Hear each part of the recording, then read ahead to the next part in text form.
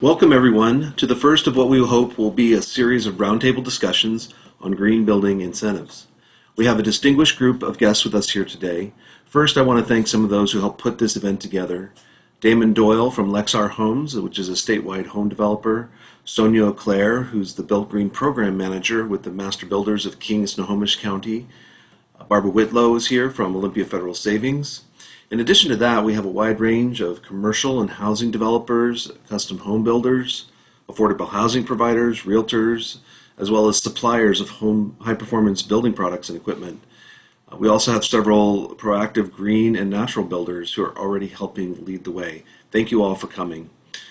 I also want to recognize many representatives here from local government with us today. Jessica Brandt, Wade Duffy, Jeff Cook from the City of Lacey. Jenica Machado is here from Thurston County. Al Christensen from the City of Tumwater. And the person who originally challenged us to pose the question in the first place was Leonard Bauer from the City of Olympia. That question is the reason we brought you all together today. With everything going on here in our industry, in our community right now, we have new building codes challenging us to achieve more energy efficiency than ever. The COVID crisis has shown us how important air quality is to our health and the need for more affordable housing. The question is, how can the building industry in Thurston County build more healthy, green, energy-efficient homes while keeping home prices affordable and be part of the solution to the climate crisis? So we're here today to explore what, if any, possible green building incentives that would help motivate builders and architects and developers in Thurston County to go beyond just what the code requires to achieve a higher standard of green building before it's required by having incentives in place can help move that faster. So I've been working with folks at a small group, and Angela is here from Olympia Master Builders. She and I have worked together off and on over the years for almost 15 years now. Really thankful for OMB to collaborate with us on putting this workshop together. So Angela, did you want to say anything as we get going? I would just also like to thank everybody for their time. I know everybody's time is precious these days, and so we appreciate you all being here. Great. Thank you very much. And Leonard Bauer is here from the City of Olympia, also a big part of our organizing team and help us make this happen. So just invite you, Leonard, to make a welcome. Well, hi, everyone. As Chris said, I'm the Community Planning Development Director for Olympia, and just really appreciated the partners on this. We've talked about how can we understand better what the needs are for the builders in terms of incentives to go further green, I guess, as Chris was talking about earlier. So very interested in listening and learning today from all of you, what your needs are and what your opinions are on all this. And then we'll try to apply that when we at the City of Olympia as we go forward. Great. Well, here's just a quick overview of what we're going to cover today. I'm going to do some brief introductions at the beginning with the folks in the room. We really do want to hear from folks on this call. That's the purpose of it, is really to invite you guys to speak up and have your voices be heard as we start to formulate ideas on what these incentives might look like. We did a survey earlier this fall and got some interesting insights from that, and appreciate those who took the survey. But now we really want to get your thoughts about what would be the best package of incentives to motivate architects and builders and developers to go beyond what code requires and reach to a higher level of green building standard. So we want to hear from everybody, and we actually started you off with you being unmuted because that's the tone we want to set, is for folks to not hold back their thoughts, to actually bring them forward. But if you do have background noise, please do think about muting yourself. During the presentation, we're going to have a short initial presentation, and during that, if you would hold your questions or just pop them into the chat, we can address those. We have a short Q&A at the end of the presentation. And then I also want to let people know that this workshop is being recorded. And so if there's, for some reason, you don't want to be seen or heard on the workshop, through that recording, just go ahead and turn off your video. Or if you'd like to actually have us hide you, you can let us know in the chat that we should hide your name from the video. So just as far as what we're going to do today, we're going to start off with just some talk about the goals of the event and the polls and do a poll. Initially, we're going to do 2 polls, one right at the beginning and one after the breakout groups. We're going to do a little context on current policies, on the market, and try to give everybody a sense of, common terminology and trends. And then we're going to do breakout sessions where we're going to break out into different groups. That'll be a nice mix of interest in each room. That'll take about 30 minutes, and that'll be the second 30 minutes of the call today. And then we'll come back together, report out, and do another poll, and then talk about where do we go from here. So at this point, I want to just invite everybody just to do a quick verbal introduction, just your name, organization, and the title. Hey everybody, I'm Brian Reynolds. I own Lexar Homes here in our local area, and I'm a co-owner along with my partner Dave, who's not here. Oh, hi everyone. My name is Ari Simmons. I'm here today representing South Sound Solar as the Community Energy Specialist. Nice to see everyone. Hi, I'm Sonia O'Clair, the Built Green Program Manager up with Master Builders Association of King and Snohomish County. Hi, I'm Jessica Brandt. I'm an associate planner with the City of Lacey. Good to see everybody. I'm Jeff Cook with the City of Lacey Building Department, and it's Wade. I'm Wade Duffy. I'm with the Building Department as well. Good afternoon. Hi, I'm Barbara Whitlow with Olympia Federal Savings. Nice to see everyone. Greg? Hi, I'm Greg Laura with South Puget Sound Habitat for Humanity. Hi, I'm up in Bellingham, Washington, and I'm just a committed citizen wanting to find out what's happening with moving more towards green and concern about the climate action plan. Hi everyone, I'm Kayla. I'm the Built Green Coordinator over here at Master Builders Association of King and Snohomish. Hi y'all, Joseph Becker here. I'm just an old-time contractor, design build guy, but I work out of Oregon now with the company Shelterworks, and I do product development, sales, and technical support for a number of materials we supply and manufacture. Hi, I'm Barb Scavizzi, and I'm a volunteer with Thurston Climate Action Team and other organizations. Hi, Damon Doyle, also Lexar Homes. I'm the product development manager at corporate, and also Viridian Northwest, where I'm a HERS rater. Hi, Dean Freeman, Freeman Building Company, builder and remodeler based in West Olympia. Hey, Pete Kramiak, Bicycle Home Building in Olympia. I'm Thad Kurtz. I was the chair of Olympia's Utility Advisory Committee for a couple of terms and have been participating in the work on the Regional Climate Mitigation Plan. I'm Lynn Fitzhugh, and I'm staff for Thurston Climate Action Team. Yeah, Garen Thatcher, co-owner of Swisher Energy Services. We're a HERS rater, Built Green NGBS rating company based out both in Clark County, down Vancouver, and then also Olympia, Tacoma, and the South Sound. Hi everybody, I'm Aaron Dumas. I'm a volunteer with Northwest EcoBuilding Guild and also an employee at the Washington Department of Commerce Energy Division. Thank you all for being here. Yeah, Chris, thanks for convening. Hello to everybody. I'm real glad to meet you. My name is John McLean. I work with Energy Efficiency Finance Corp. I've been involved with Thurston Energy and a lot of finance programs for residential as well as commercial building energy efficiency, including CPACER work. So, hey, good afternoon, everyone. My name is Aaron Sauroff, Olympia Planning Commission. Hi, my name is Amit Singh, and I am the Residential New Construction Program Manager at Puget Sound Energy.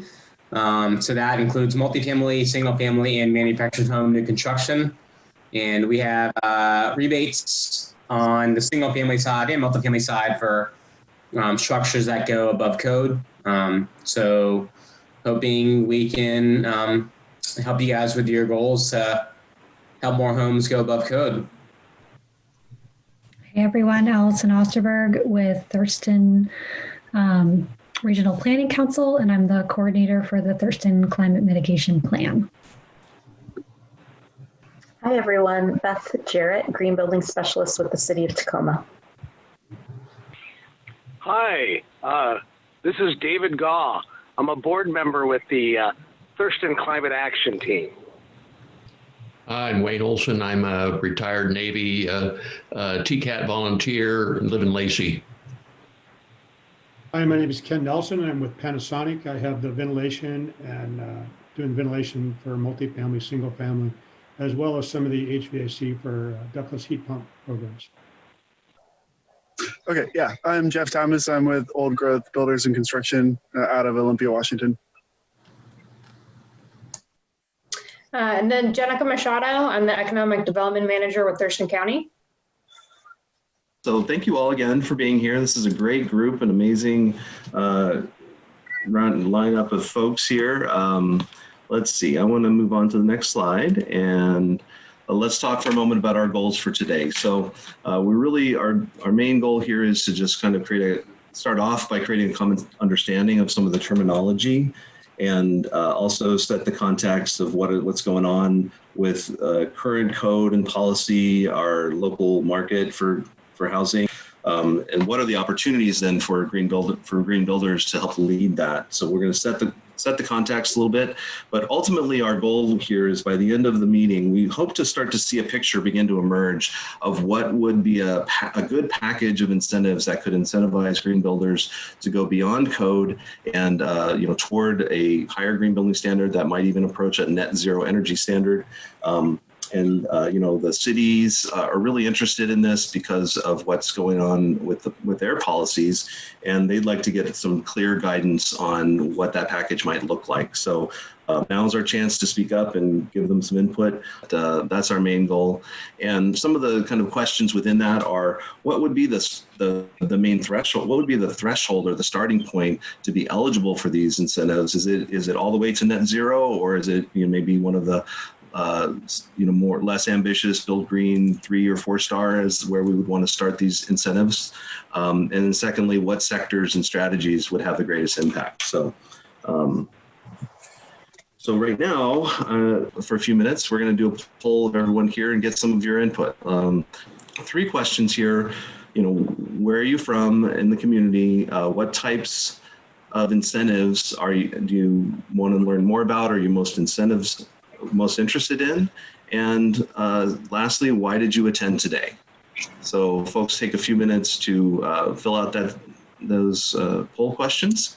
And we're going to show the results so you guys have a sense of like the breadth and depth of the group that's here. And also get us start getting a sense of what people are interested in. Interesting. We have a mix of community environmental, top 2 answers are community environmental advocates and builders and developers. We have a couple of architects. We have some raters and verifiers. That's great. And then others. But you can see we have a nice broad spectrum of folks involved in the industry here today. Folks decided to attend mostly to hear what policies builders would support and also to provide input on those policies. It seems like we have a lot of folks here who are interested in mitigating climate and environmental issues, and then a variety of other reasons. Interesting. All right, in the context of green building, it looks like the most interesting incentives are the faster permitting process, as well as education and technical assistance. Grants or rebates are a big one, and reducing fees. Actually, it looks like we got a pretty even mix here.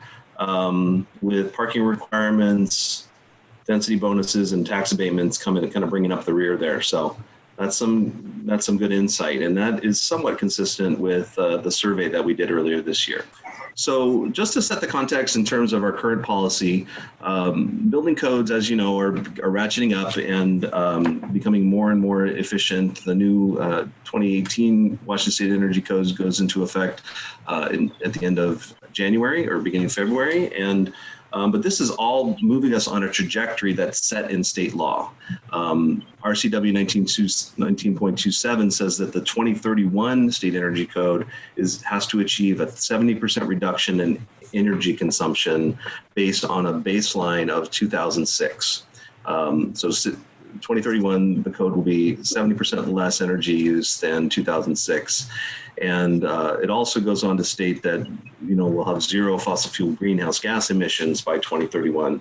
And so, the kind of restrictions you're seeing to make the homes more energy efficient and bringing the codes up and even disincentivizing natural gas is kind of responding to these laws. And so that's kind of the direction that we're going. We really, there's not a lot of debate about that at this point. It's really a question, how do we get there?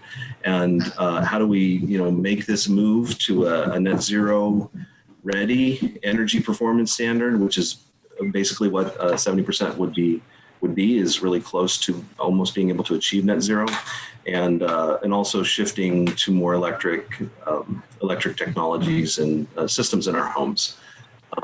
This, of course, is responding to the need for climate change action, and some of you folks might know that the Thurston Regional Planning Council and all of our local jurisdictions have just completed work on the draft Thurston Climate Mitigation Plan, which will be adopted by the jurisdictions later, in 2020, sometime between January and July.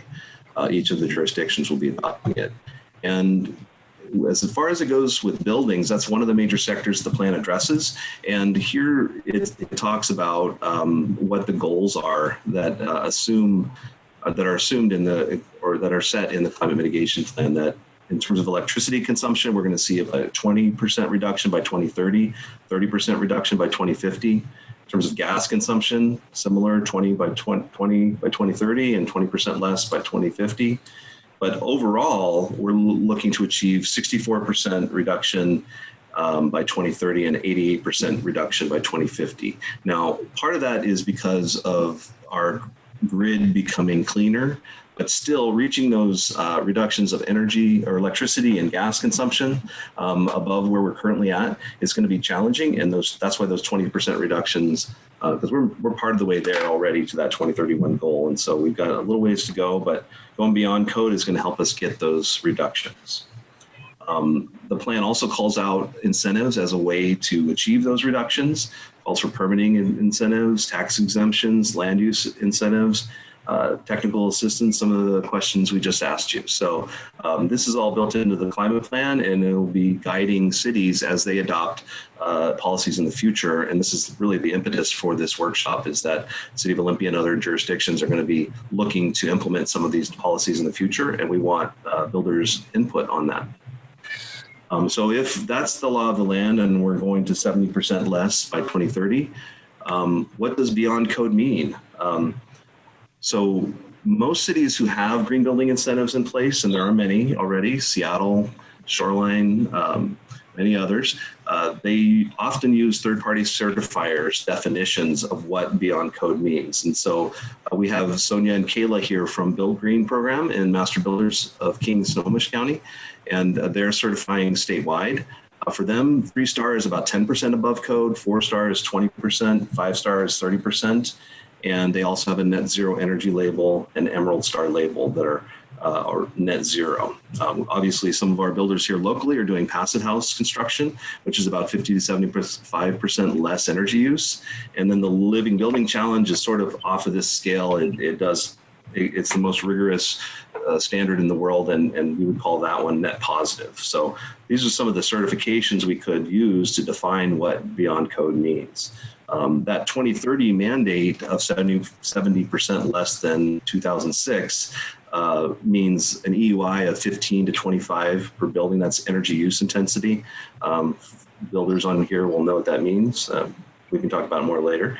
But the real question is, how will our local jurisdictions define this? Are we going to use third-party certifications? Are we going to go all the way? Are we going to incentivize net zero buildings? Or are we going to start somewhere less, something a little bit more scalable, or a little less ambitious, but maybe more scalable? So the answer to that question is sort of a balance between scalability, maybe a lower threshold, and a public benefit of net zero buildings, which might be a higher threshold. So we kind of have to balance that, because cities can only give incentives if there's a public benefit.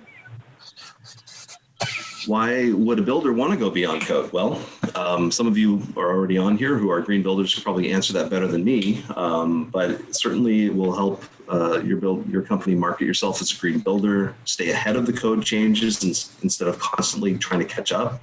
The market demand, the market demographics are changing, and you have an opportunity to capture that before your competitors do. It also, of course, is going to help us reduce our carbon emissions and address climate change, help keep our water resources clean and save other resources. And for the residents, a big benefit is healthy, more durable homes that are worth more. And so there's a lot of good reasons. The real question is there enough reason for a builder to go all the way to net zero or some high green building standard? Maybe the upfront cost is a little more. That's what these incentives are going to help us hopefully close that gap. I also want to mention that there's a new resource out that's filled with all kinds of examples of these incentives and options for cities to utilize. And a lot of the different incentives that we're going to be talking about today are described more fully in the policy toolkit that was just released. So we'll be sharing that information with you more in the future. A little bit of background on our local market. First, I just wanted to talk a little bit about incentives in context of the multifamily tax incentive, because that's the one incentive that we do have in place right now. And that's really only had an effect in Olympia, but it really has stimulated some growth. A lot of projects, 10 projects total, have taken advantage of this, and for a total of 626 units.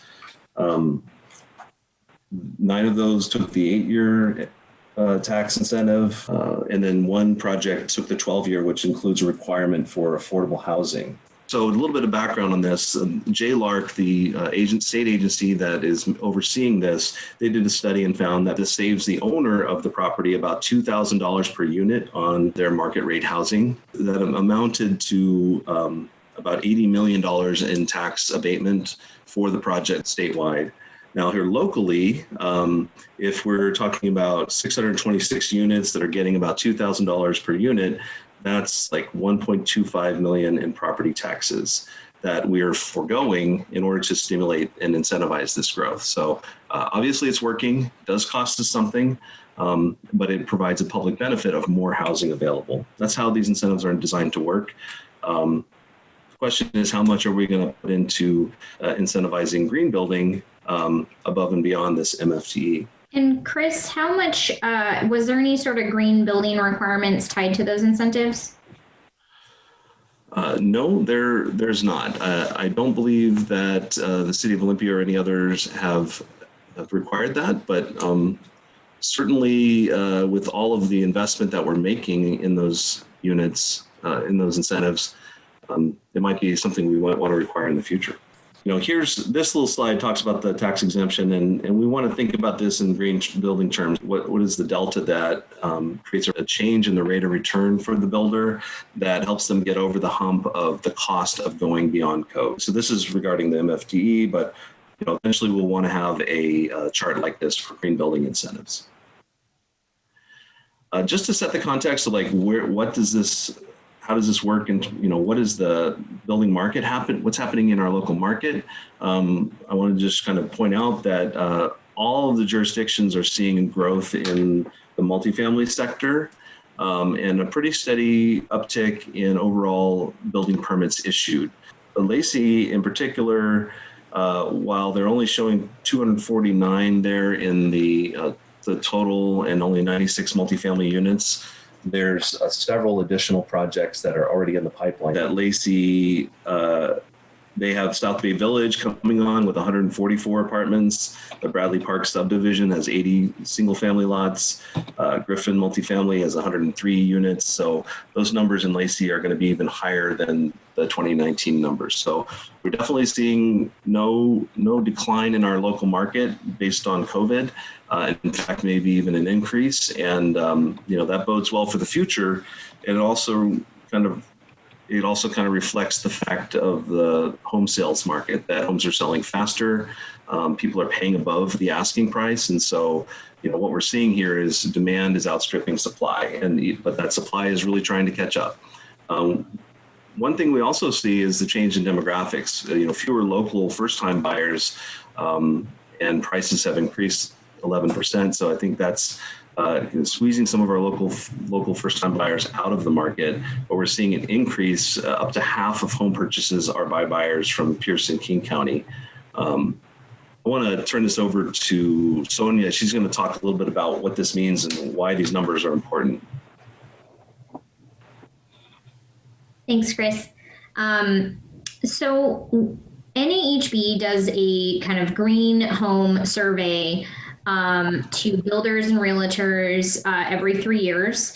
And 2020 was a year they conducted this survey again. So we have some fresh numbers as far as a market picture from a perspective of primarily builders that they're surveying, and what their feelings are towards what they're seeing in the market.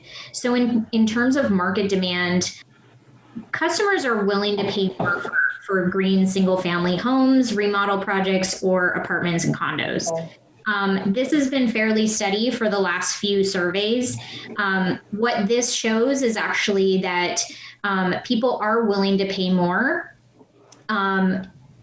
anywhere from 1 to even 10%, depending on what that home is and where it is. So if it's super ultra efficient, they might be willing to pay closer to that, upper level of premium, whereas a more just sort of generic energy efficient home, they might be closer to like a 1 to 4% premium. But the majority of folks are looking to do that. This is the other graph on this slide is really depicting what are the factors that are influencing these decisions to actually pay this premium for different categories of buyers. So you can see that first-time buyers, which are the millennials right now of the age demographic typically, are looking at those lower operating costs, which you can see as a fairly typical answer for most people. That's sort of the kind of go-to basis. But the second most frequently is the desire to do the right thing and reduce their carbon footprint. So it's a values proposition to them. So not only are they choosing to invest their money into something that will save them money, but also that it fits their values. A lot of our green builders recognize this, and that's why they build what they build. But this is certainly becoming a bigger trend in the market. You also see that the other reasons that are pretty, those 1 and 2 tier values is improved health and well-being while living in your house and greater comfort. Next slide. So that cost premium, let's drill down into this. So the Rocky Mountain Institute conducted a study as well, and they did a survey of these 4 cities and found that generally the cost premium for a zero energy home, so not even just a an improvement or an energy efficient home, this is a net zero home, that is typically what people are willing to pay is what those blue bars are. So that's between any, actually it's the line through the blue bars, and that is around 4%, which as you saw in the last slide is within that realm of what people are willing to pay. And depending on where you're at in your educational experience level with green buildings, some of our builders up here in the King County market or Whatcom County market are finding that they can build net zero between 4 and 6% price premium. And that's not on retail price, that's their building price.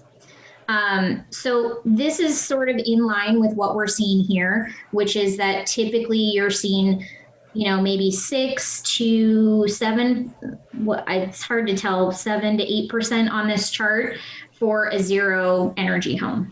So if we're talking about a zero energy ready home, which is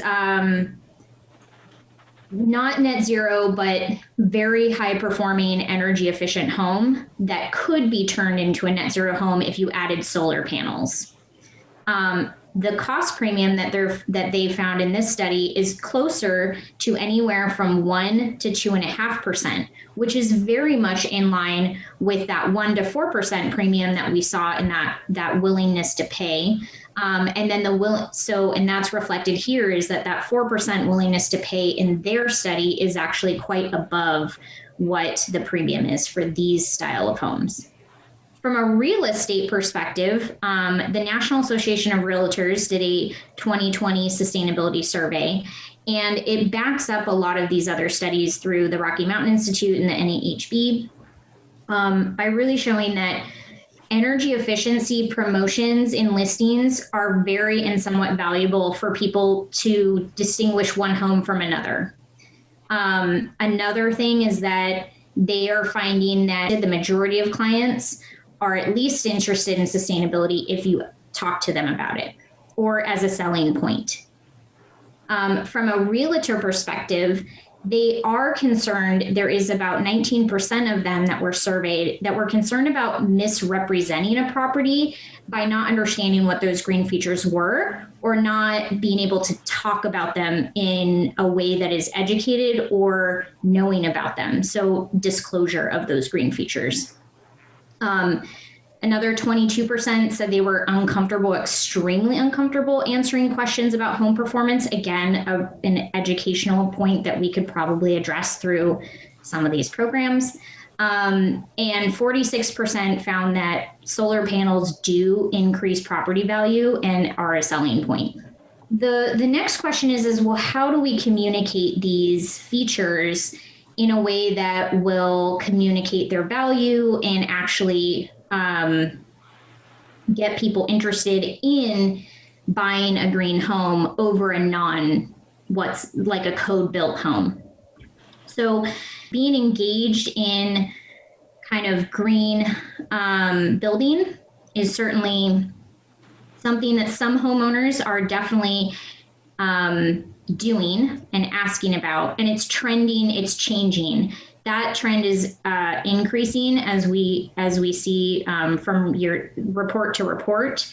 And then talking about it and using certain terms is super helpful as well, because they are frequently asking about the energy efficiency of a home. Is this going to, how much water does it consume? What's the impact on my utility bills? How, especially after the wildfires, how am I going to be comfortable in my home and breathe air? If we're stuck indoors, is the air I breathe in my house healthy? And a lot of those things are very top of mind right now and are not looking to decrease with global climate change. So it's not about talking about, is this a green home? Sometimes in certain markets, it's better just to say, this is energy efficient, or this conserves water. You don't have to pay an irrigation bill.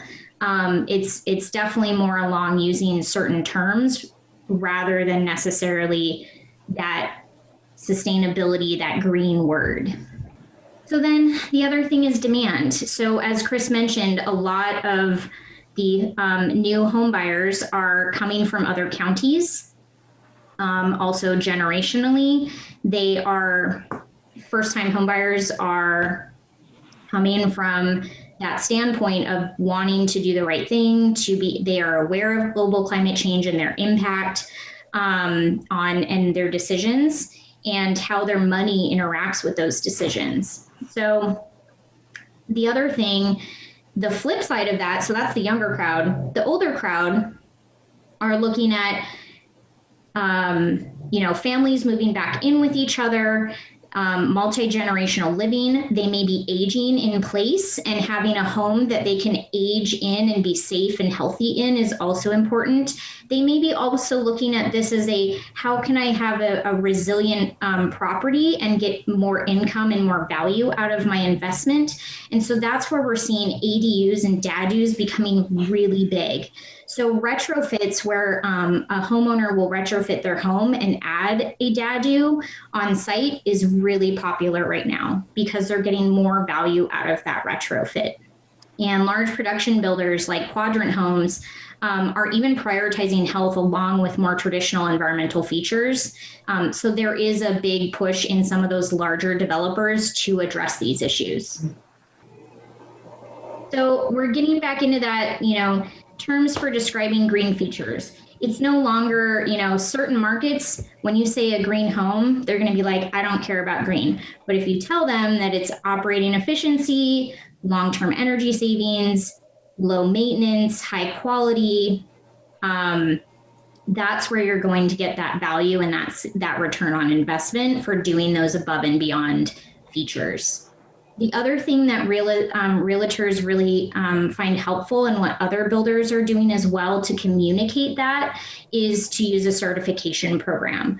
That really does help communicate that it was built a certain way, as well as with MLS listings. If you would like to list your home using their green home features, you are required to provide some certification to be able to check that box. That's the last slide from your presentation. All right. Well, great. Thank you, Sonia. And that again was Sonia Auclair from the Master Builders of King Snohomish County, and she runs the Build Green certification program from MBA. Okay, so now we're going to move into our breakout sessions. There's going to be a series of questions, but the real question is, what are the ones you've heard about, land use incentives or expedited permitting, technical assistance, reduced parking? What of those incentives are most interesting to you, and why? What should be the threshold of eligibility, and what is the overall package that would be most compelling to builders if the city were to adopt it?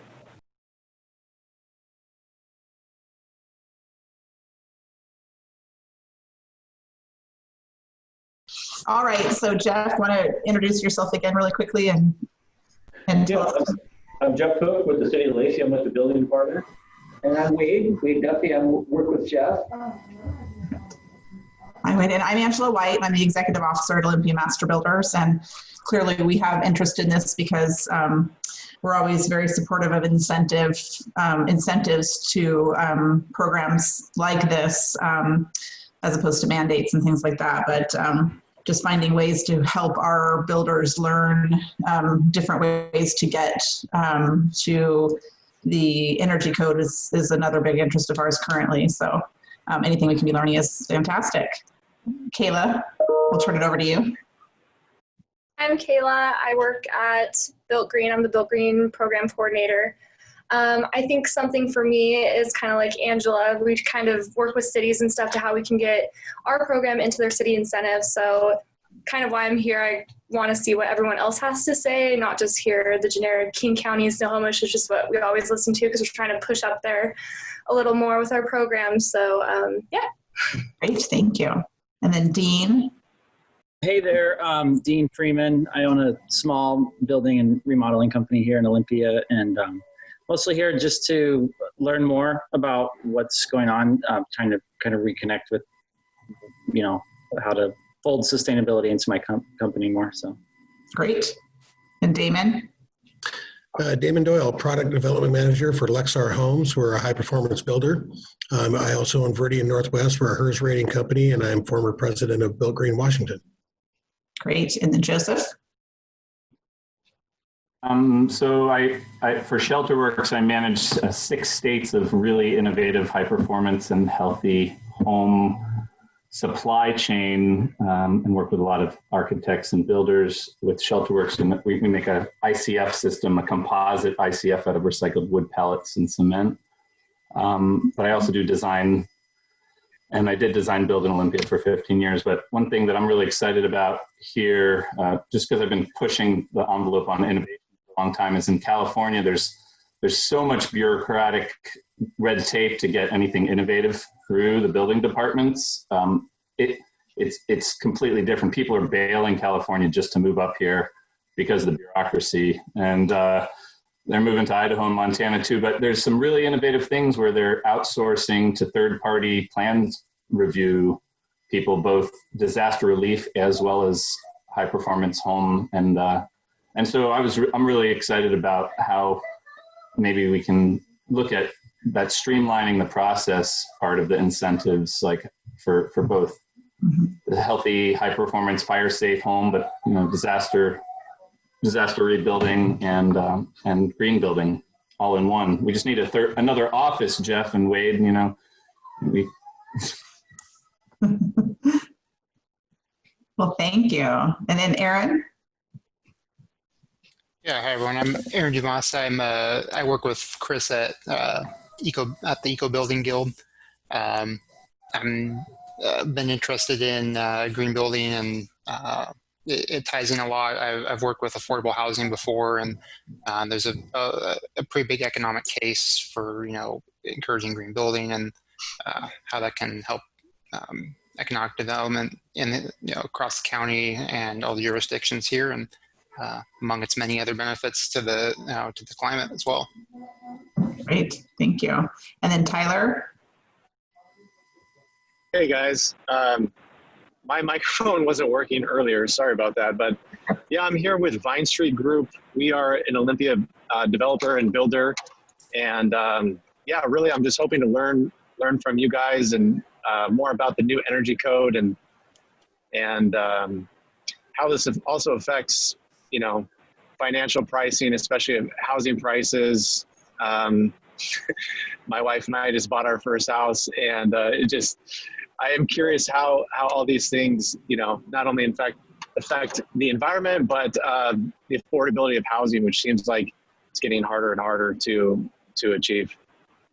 Perfect, thank you. And then we have a phone number on 360-292-2452. Yeah, this is David Gaw.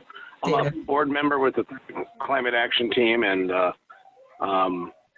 I don't work in this space anymore, but used to work at the Washington State University Energy Program and at an electric utility as the energy efficiency manager.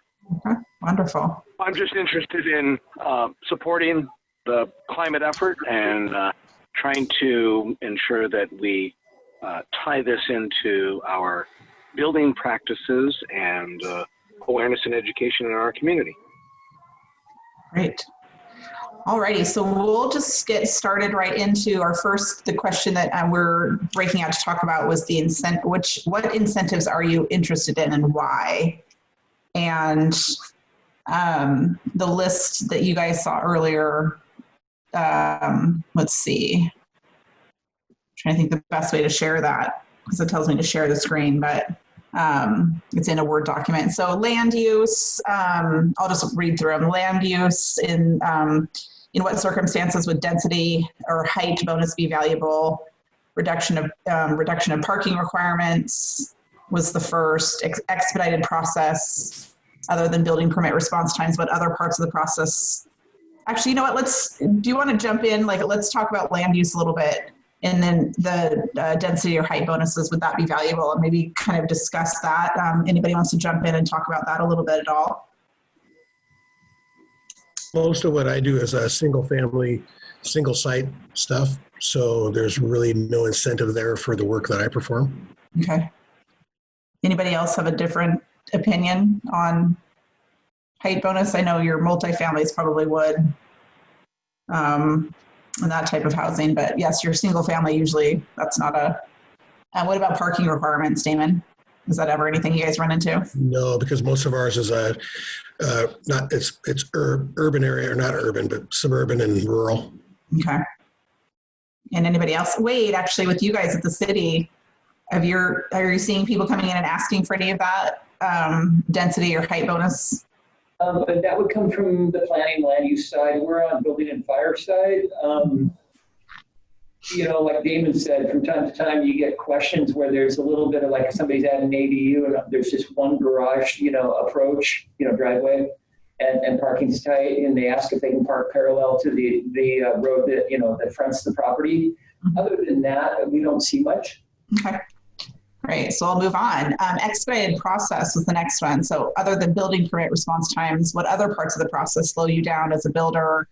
And then what could cities or the county be doing differently? If you take the permitting process time out of there, what do you really have left?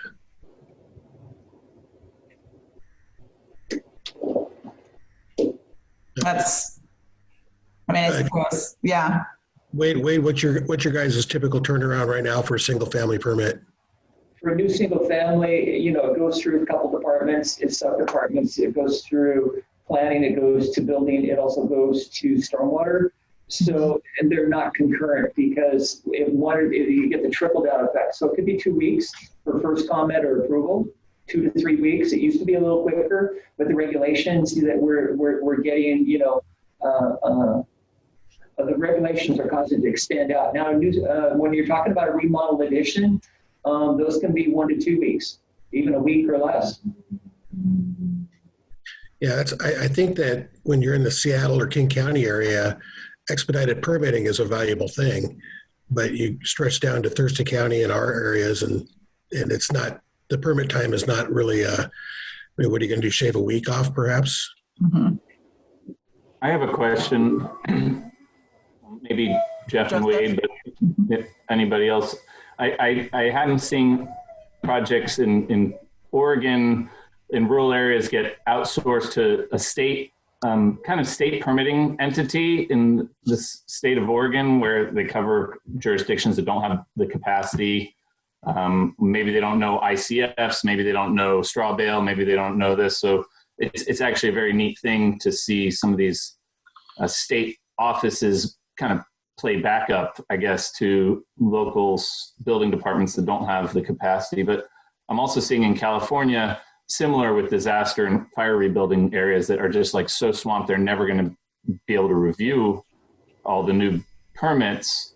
And they are outsourcing to some third-party state sanctioned kind of review agencies. I'm wondering if Washington has anything like that, that local jurisdictions can bring in. I mean, I know WSU may, anyway.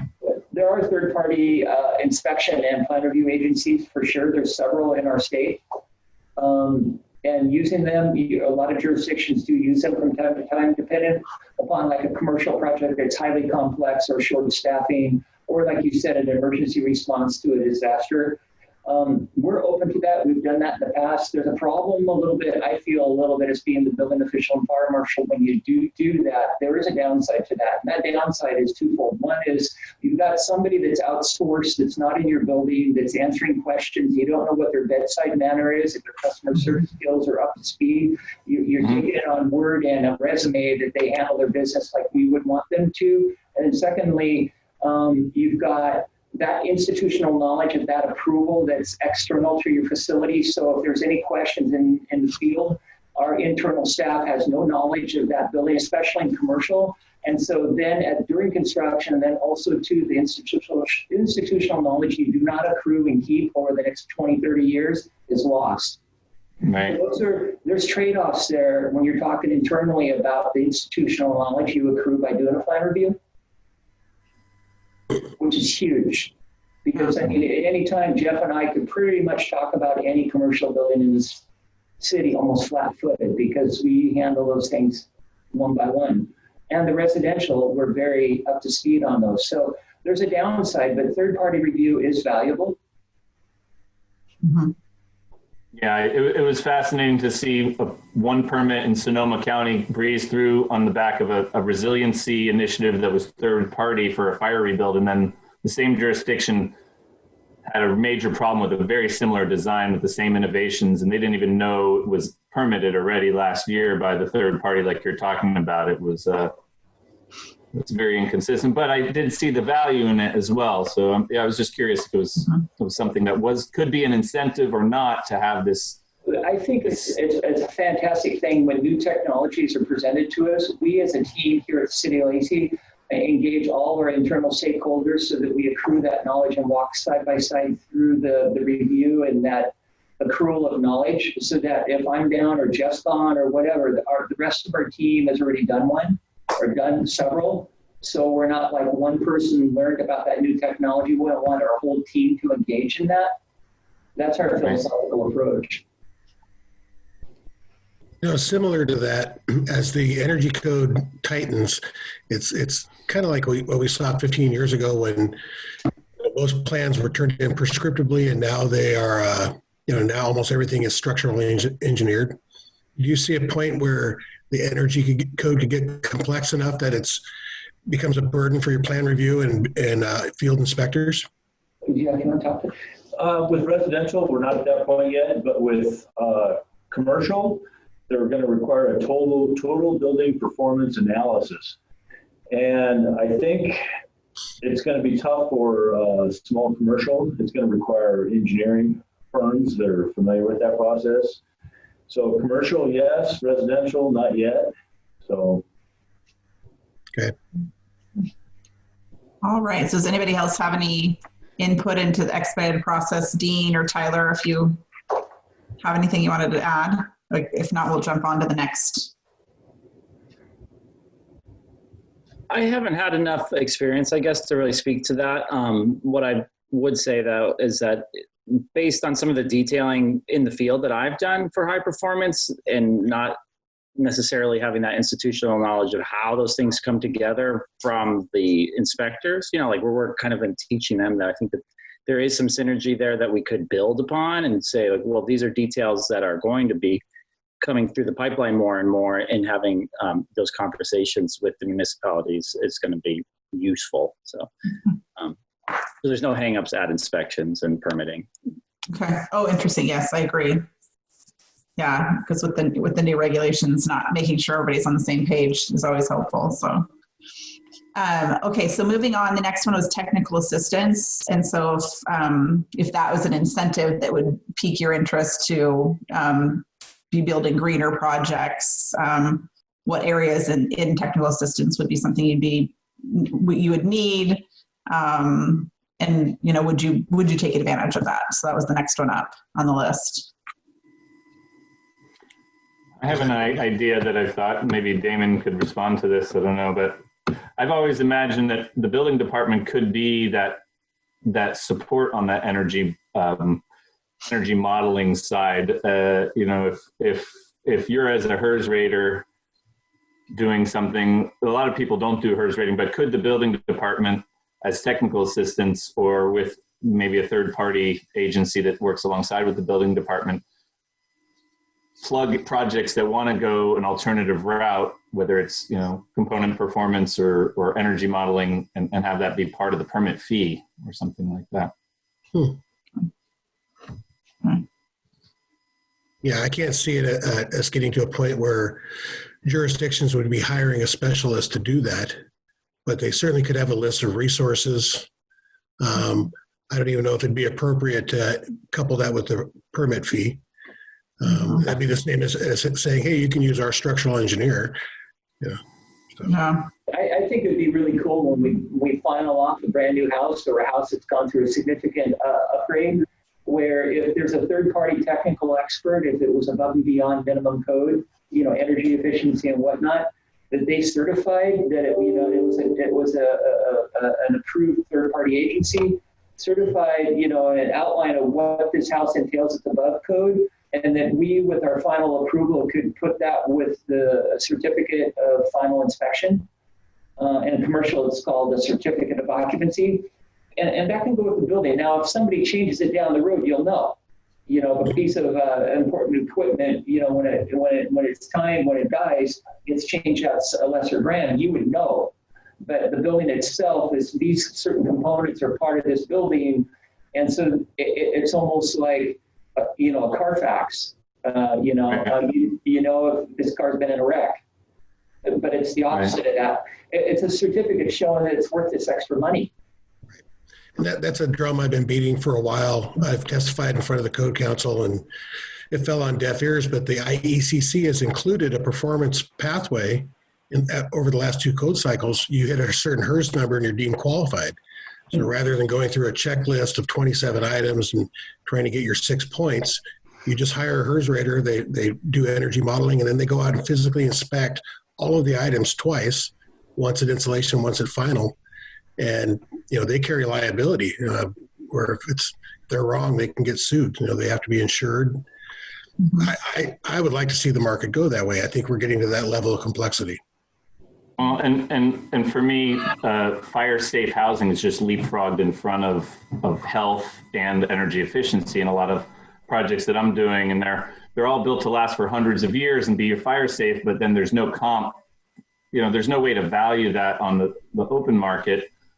But what Wade just talked about, if there's some way through the permitting that it's more like a Carfax, that might help the realtors and the appraisers and the MSDS. These are.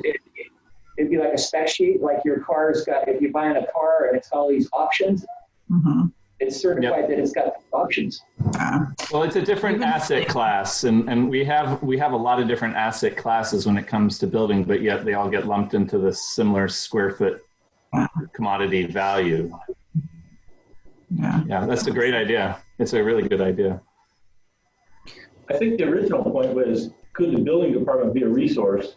And back when it was super good sense, that was more of add insulation, eliminate thermal bridging, California corners. It was super simple back then. But now, if I were to build an energy efficient house, I'd probably have to hire Damon or Joseph and ask them what are you guys seeing that's successful? Because in Lacey, we see D.R. Horton, Lennar, they're striving for the minimum. They're going to give you the cheapest house they can. We don't see any high performance houses. We don't see anything. Mass production. We don't have a way to judge what's successful or what's beneficial nowadays. It's gone so far beyond insulation now. Okay, so it looks like I think we got a 10-minute warning a few minutes ago, so I'll move on to increased consumer demand. So Sonia presented a little bit about marketing. Would that be an incentive for building green, knowing that you could use it for marketing?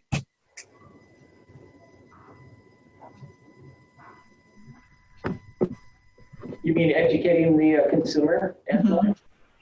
Yeah, and yes, and educating the consumer. And I think Damon Luxor does a really good job, because you guys have, kind of set yourself as a company where you're focused, you're known for being focused in that area. So that's been our market niche for the last 10 years. So it's clearly working in that sense. So so I guess that was the question: is it an interest or is it an incentive to build green, knowing that you can use it as a marketing tool? So Damon, quick question, if I may. When you guys educate the consumer that Lexstar is doing all this extra stuff and that this is why the house is worth more and it's a better home, what do you present them? Because, and I mean that in a really cool way, because institutionally, I just feel like they forget. Their eyes kind of roll back in their head, and 10 minutes later, they'll remember it went in one ear and out the other. Is that true? Yeah, I mean, high performance housing is not just energy efficiency. It's indoor air quality, it's durability, it's water resources. So there's a whole bunch of things, and we have handouts. Our website does a good job of talking about all these things. Usually you'll find one thing that's a trigger for one client and another thing that's a trigger for another. So we use it. Well, we just made a commitment as a company when the company was formed. This is how we're going to go forward. And so, yeah. Is it the spec sheet you hand them? We do have spec sheets. Yep. We've got a variety of marketing material that address all that. Yeah. And then when we get down to actually closing the deal, we go into details on it, and our sales staff is trained to say, this is why we recommend this HRV over that, or over the Panasonic fan, or why we recommend this, level of efficiency in your heating system, et cetera. But again, it's not just energy; it's also, VOCs and all the other things that we talk about. Absolutely. I don't see that as an incentive. I mean, any individual builder, it's just yeah. I mean, you got to separate yourself from the guy that's not doing it. Yeah. Right. Yeah. Which sounds like you're saying that's what you're looking for, is to separate yourself a little bit as well. Yeah. Okay. All right. So the next one on our list was financial. Fee reductions, other types of things that cities could do to help in that area. Would that be an incentive to build green, to do more green or over the top? I think it would, don't you, Jeff? I think it would. Jeff and I think it would.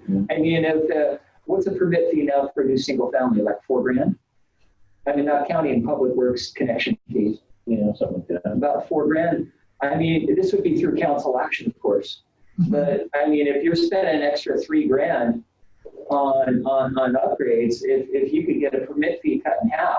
And I don't mean connection fees, I mean building permit and plan check fees cut in half. To me, that would be a great incentive. It was mentioned early on in the presentation that really where these programs have value is when there's third-party certification, be it LEED or Built Green or ResNet. And that third-party certification has a cost involved with it. But if somebody were to hire a HERS rater to go out and do the energy side, and that was taken away from your building inspector was no longer responsible for doing that, that's a savings for you guys, right? Mm-hmm. I mean, for a jurisdiction that when you think so, Jeff, if you didn't have to go check the efficacy of the HRV and all the other things you might need to do. Yeah, I mean, you mean you're out in the field or in plan review too, Damon? Both. I mean, if it got us to where we needed to be quicker, it's an advantage. Yeah. Mm-hmm. And especially if there was no cost incurred by us, it seems like it'd be a win-win. If they're certified to do that, that's going to help. It's just like having an engineering packet stamped and signed by an engineer. Exactly. Yep. To me, reduced fees would be huge. I don't know how many jurisdictions are going to be open to that. I don't know how many councils or commissioners would be open to that, but I think that would be huge. Okay. So as a group, when it looks like we're really close to being at the end, we do have to report back to the main group, but it sounds like out of all of the incentives, probably the financial, and then Damon, Damon, why don't you be the person that kind of states what we talked about, because then also you were mentioning that like your idea of having some sort of spec sheet where the home can actually be appraised appropriately, or that kind of thing, as being an incentive for building. Sure. Or it's not even an incentive, I guess it's more of a it's evidence that it was done. And again, if it's third party, the Washington MLS did a good job years ago of creating a box where you can check, yes, this house was built green level 3, it was Energy Star rated, it had a HERS score of 54. Those are all things you can put in, and that's carried with the title of the home. So people know where that house started, what were the specifications at the front end. And of course, that HERS report lists every piece of equipment and its efficiencies and, all those things. So. Yeah. Okay. So is everybody comfortable with Damon being our report back? And they said we have to keep it brief, like 3 minutes, but Damon can do it. I'm sure of it. Yeah. And when we go back to our group, but good conversation. I appreciate it, everybody. This has been helpful. Cool. Okay. We gotta leave the cool kids table.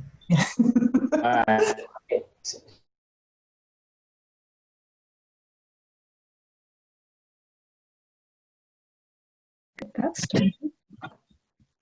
And just for my benefit, if you all could introduce yourselves again so I know where everyone's coming from, that would be great. Sure. Well, my name is Greg, and I work with South Puget Sound Habitat for Humanity. So we're a home builder, developer. Great. And go ahead, Pete. Pete Kramiak. I own Bicycle Home Building in Olympia. We do very energy efficient houses. Super. And Jeff? Yep, I'm Jeff Thomas. I'm with Old Growth Construction and Remodeling and building mostly with Faswall, green building material. Great. And that leaves Barbara. Hi, Barbara Whitlow. I work at Olympia Federal Savings, where we do green lending. So we're interested in how this is going so we can produce some more programs too, because we incentivize green building now, and we'd like to do more of it. And Jenica, why don't you introduce yourself? Hi, Jenica Machado. I'm the Economic Development Manager with Thurston County.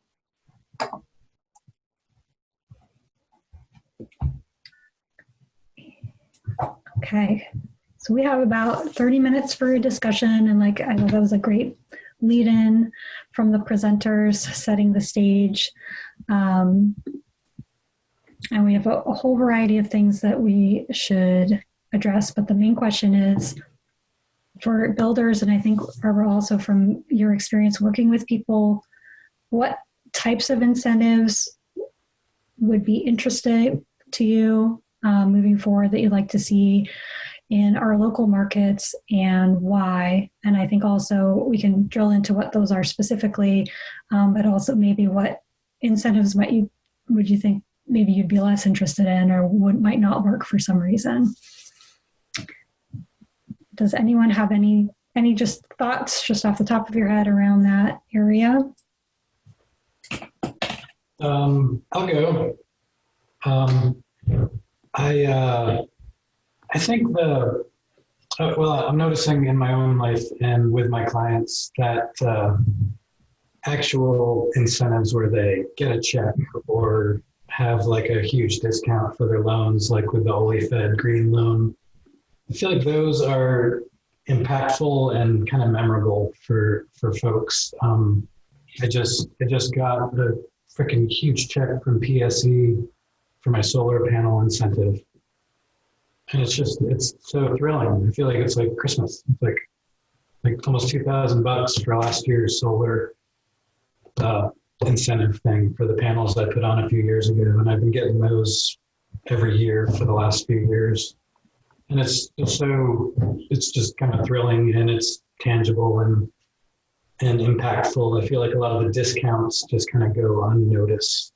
Like, especially with my clients, like I feel like I'm constantly just kind of giving stuff to them, and they don't really notice. It's like, okay, cool, and then they move on. But the moments where like they get a check or they get a huge chunk of their like loans taken off, it's memorable. You know, what do you builders think that would incentivize a builder that's not building green right now? What would their threshold be from maybe the municipalities, or what could we offer locally to get people over that threshold, to do it? Yeah. Yeah. I had a short stint working with Chris, selling solar panels, and Chris Van Dalen. And what our job was mostly explaining the costs and how costs came down. And that's a big job, it was many hours of work to communicate with clients. And it was the biggest selling point of the solar panels. But it took trained sales professionals to communicate just the incentive programs and what costs would look like and help walk people through that process. And I would think that the same level of sales would be necessary to get people into this program. So if we're going to, right now, if we're selling the program, and if we want people to buy it, we're going to have to spend a lot of face-to-face time and market and sell with just like education and technical assistance. So educational. And then follow up, throughout the process, like have people ready who they already know once they're working with their client that can help push those incentives. Yeah, that makes a lot of sense, Jeff. It seems like people are always kind of hunting for the active, they know there's PSE incentives, they know there's different incentives out there, but they change every year and they always hide, and you have to just kind of like snatch and grab them before deadlines.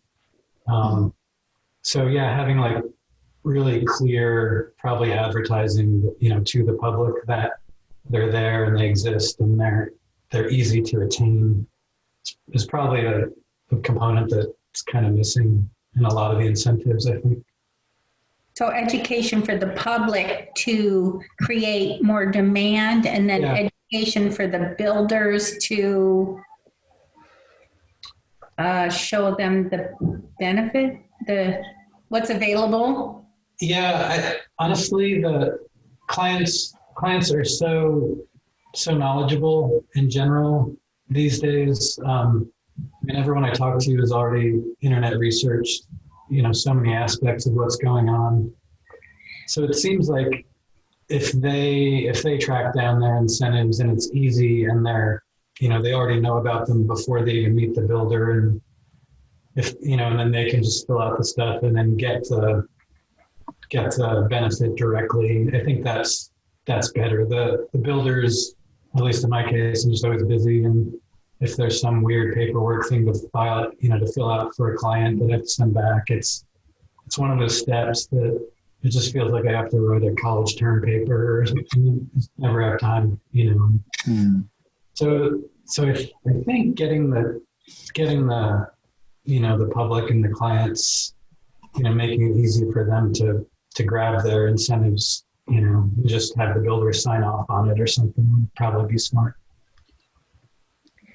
Not that I'm directly involved in all of this with what we do, but I would agree that if you can create public demand, if the general public has a demand for the market, be it other builders and things that aren't doing it now, as they see that demand, they're going to adapt, because they're going to say, I'm losing customers, or I've got, all of a sudden, I didn't happen last year, but now I've got 25% of the people coming to me saying, what about these incentives? What about building, a more energy efficient house? And the public education about it, they're launching it, is going to drive the building industry to help create it more than trying to convince the builders to build something that they don't necessarily see a market for.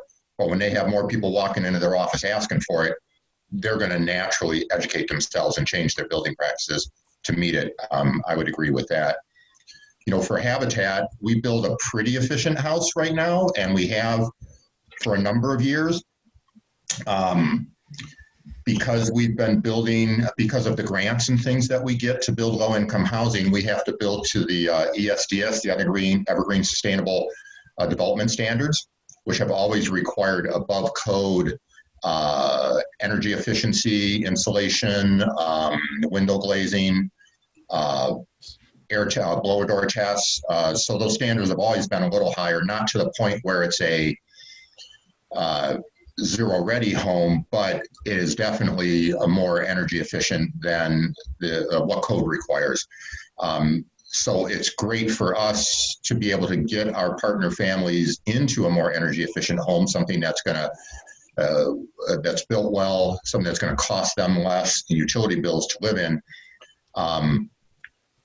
But from our model, there's not really any incentive for us to spend more money on a build to get to a higher level than we need to, because we subsidize the price of the home to make it an affordable home for people coming in. So any additional money that we sink into it, not that we don't want to do the right thing, but any additional money that we put into it can't be recouped with a higher selling price, because our selling price is limited by the low-income people that we get into a mortgage, and we subsidize the difference to make it affordable for them. So it would just cost us more. We are working on a development in Tumwater that we hope to get a final submission on here and get permits to start clearing the land on in January, February. It's a 28-unit townhomes. And we are looking at making them net zero by putting solar panels on the roof. There's some grants and some other things out there, PSE incentives, as you mentioned. And if we can do that, covered mostly by grants,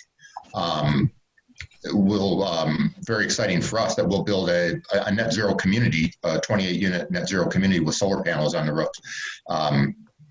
We're working with Artisans Group on designing these townhomes, which they built. And since we started talking about this, they've actually gone back and they're going to redesign the roof line to fit enough solar panels to achieve net zero, because the way it was designed and we looked at it, there wasn't enough south-facing space to fit the required amount of panels. So we're excited about net zero and to be be considering building net zero, but also for us, it's going to take the right grant to hit that, to get that net zero. And there are some grants out there that would help cover the cost of the solar, because again, we couldn't afford to spend the extra $15,000 a house to put solar panels on it, without some type of a subsidy. So when you ask what's important for us, reduced fees, impact fees from the cities and counties are very important, and to reduce the overall building costs. Any type of incentives that take some of the permitting costs out, and we're thinking of it especially for low-income housing building. There are some programs out there, but they're very minimal, and they could be more. We just got a waiving of the school impact fees, which is $4,500 a house in Tumwater. There is a state mandate for that, and that's great, but there's still, as any builder knows, there's still another $20,000 in impact fees per lot. And if there were incentives for low-income housing, that would really make it more affordable for more builders to build houses for low income. And that's our niche. So, when I got involved with this with Chris and stuff, and we were talking with Capstone Solar about the solar panels, a lot of the things that they mentioned didn't apply to us: recovering costs, how to present it to a homeowner, how to drive those, how to drive the value of it, and they realized our model, and it's like, I see where you're coming from, and it's really just a matter of, if we can do it because it's more energy efficient and it helps the environment, and we can do it affordably because of incentives, we're all for it, and building greener and building net zero. We just don't have a market where we can say, hey, pay $10,000 more for my house because it's net zero. Right. That doesn't work for us. So that's where Habitat for Humanity is, kind of lands on it. And again, definitely the other challenge is affordability, right? So yes. Yeah. So what I've heard folks talk about, it sounds like a desire for incentives that will drive consumer demand, particularly in the private sector, and where sort of the paperwork or the drive to do it comes from that side. And then it sounded like Greg was bringing up for operations like his, a nonprofit, something that covers those upfront costs. So grants, and also you mentioned reducing fees, reducing impact fees, or that kind of thing. So sometimes people will bring up incentives in terms of regulatory changes or incentives within the development code, like allowing for a density bonus, reduced parking requirements, reductions or flexibility on some other kinds of requirements. How appealing are those types of incentives when you're looking at a development?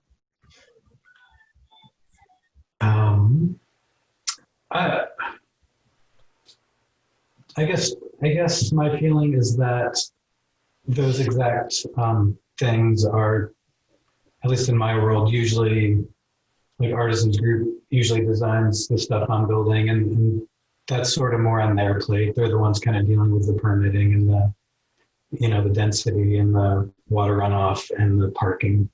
So it feels that feels like a little bit more of a developer planning concern.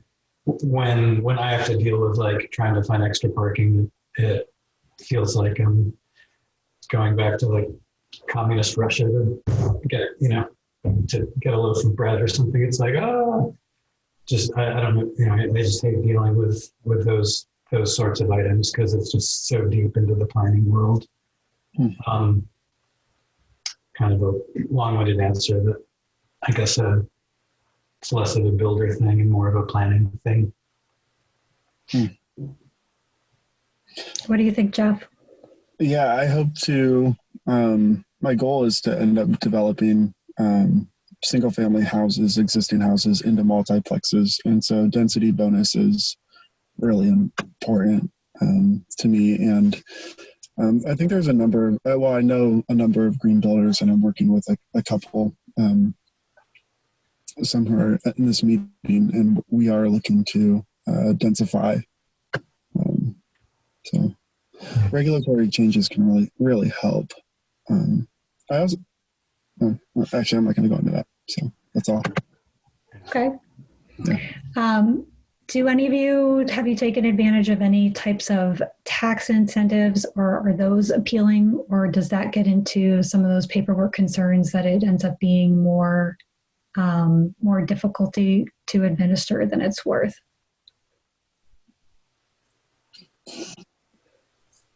I'll go just because I just did my taxes. Those would be great, but they always feel like kind of a far off thing when I'm dealing with the financial aspects of, before and at the beginning of the project, and talking about a tax incentive to the client at that stage when they're all stressed out about just fitting everything into their budget.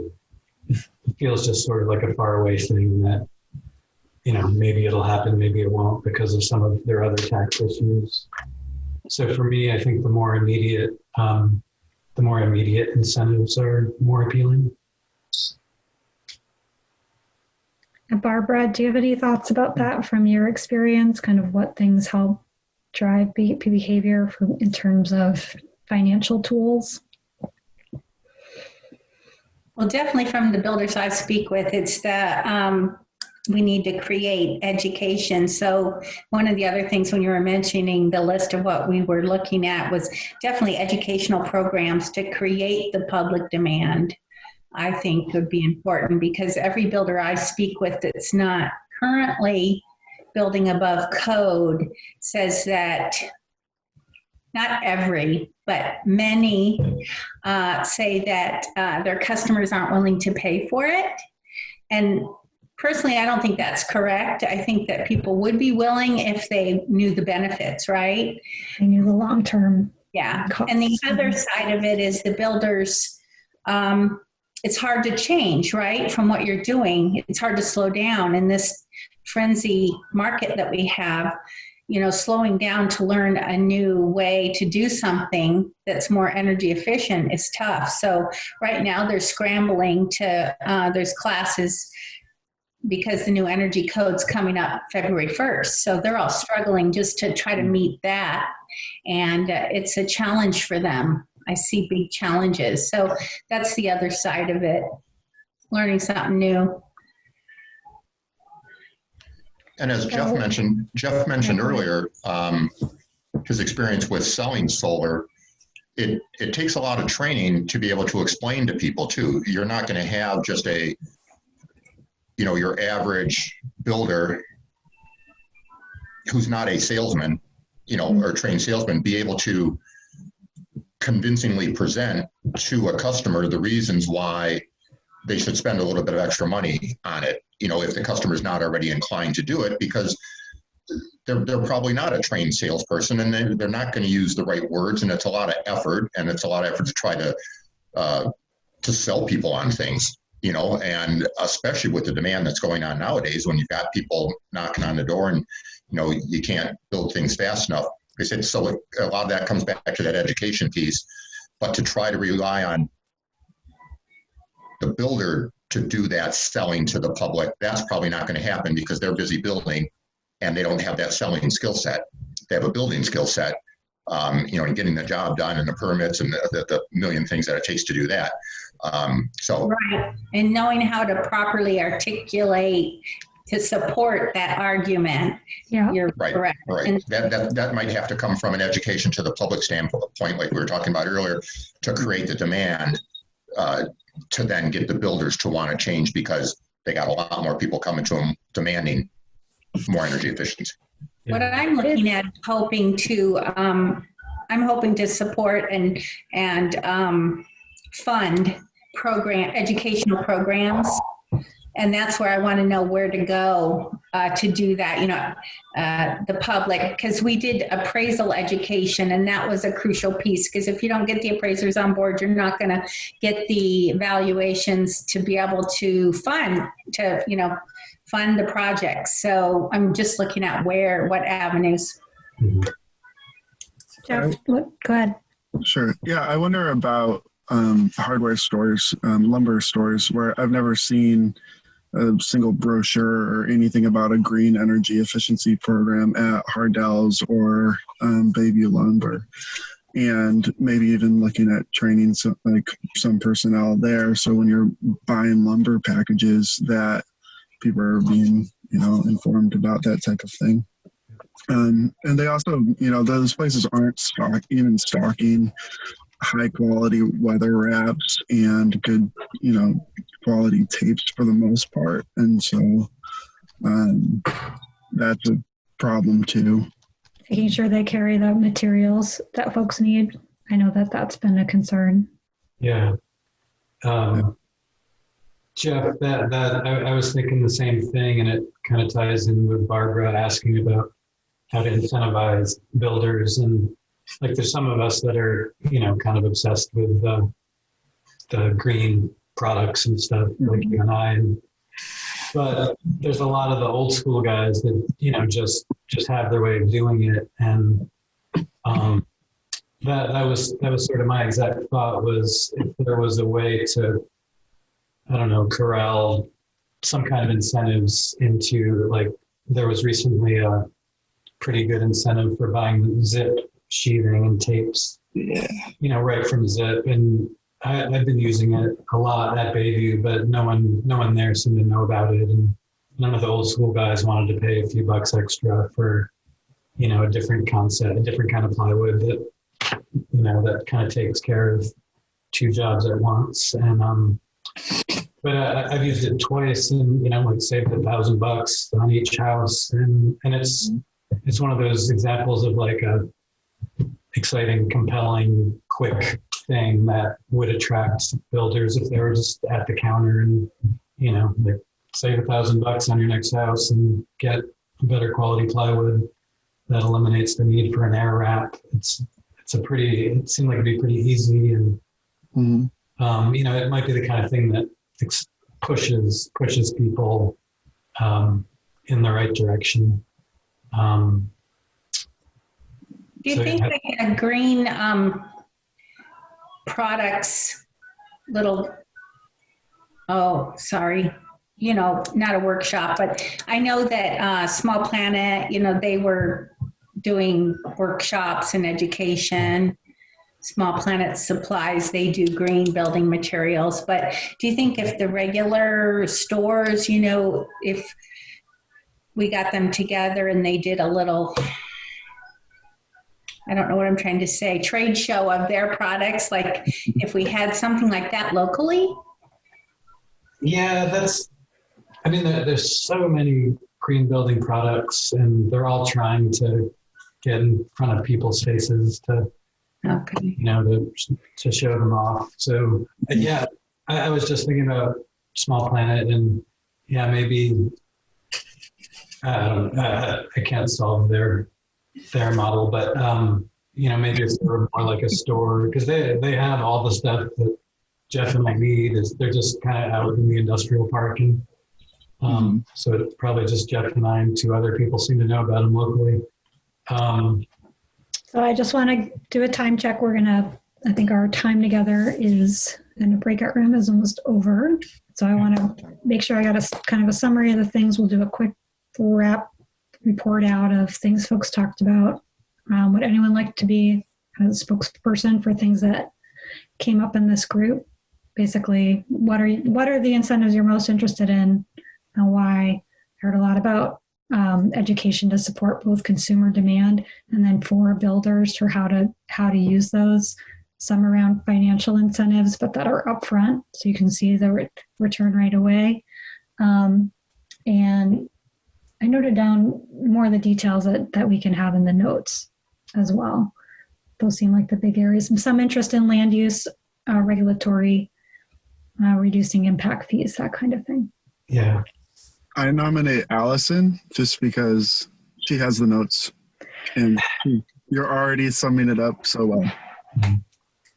It's nice for them to hear from builders, though, not from me. True. I have one more quick kind of long range thought if we have time. If not, I can hold it. There'll be a thing that pops up when we come back, but go ahead. Just kind of when Jeff mentioned multifamily and density,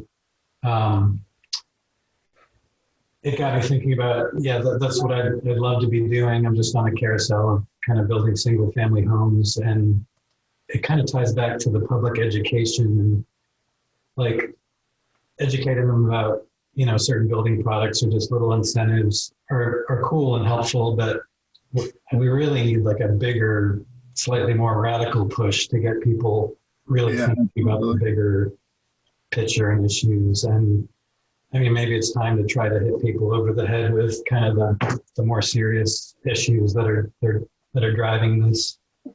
If there was commercials about global warming all the time, then people would get a lot more educated quickly. Thanks, everyone. I'll report out for the group.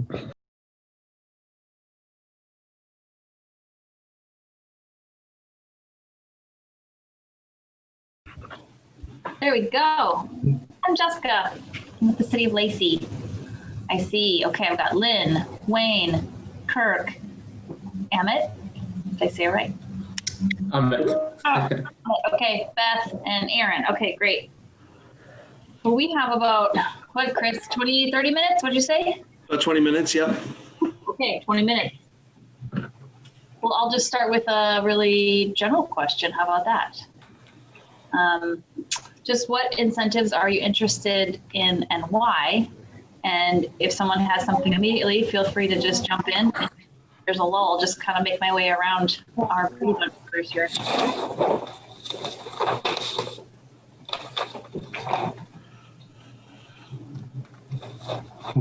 Anything jumping out at you? Wayne, go for it. I'm not a builder, but certainly incentives and solar panels and ready EV solar installations ready to go. Those are the big kickers in terms of carbon reduction, I think. Oh, no gas.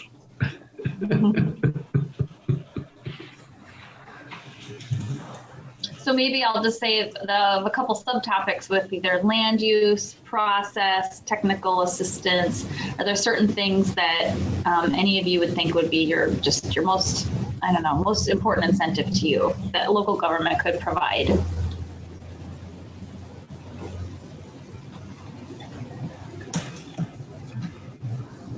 Kirk, you have to remind me and Aaron, are you on the building side of things?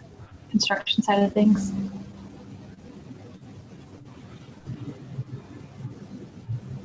I don't know if I can hear you, Kirk. Are they muted? I don't know. Hi there. Yeah, I'm like construction. Aaron. No, Side of things. this is Kirk. Got some noise in the background. Some website.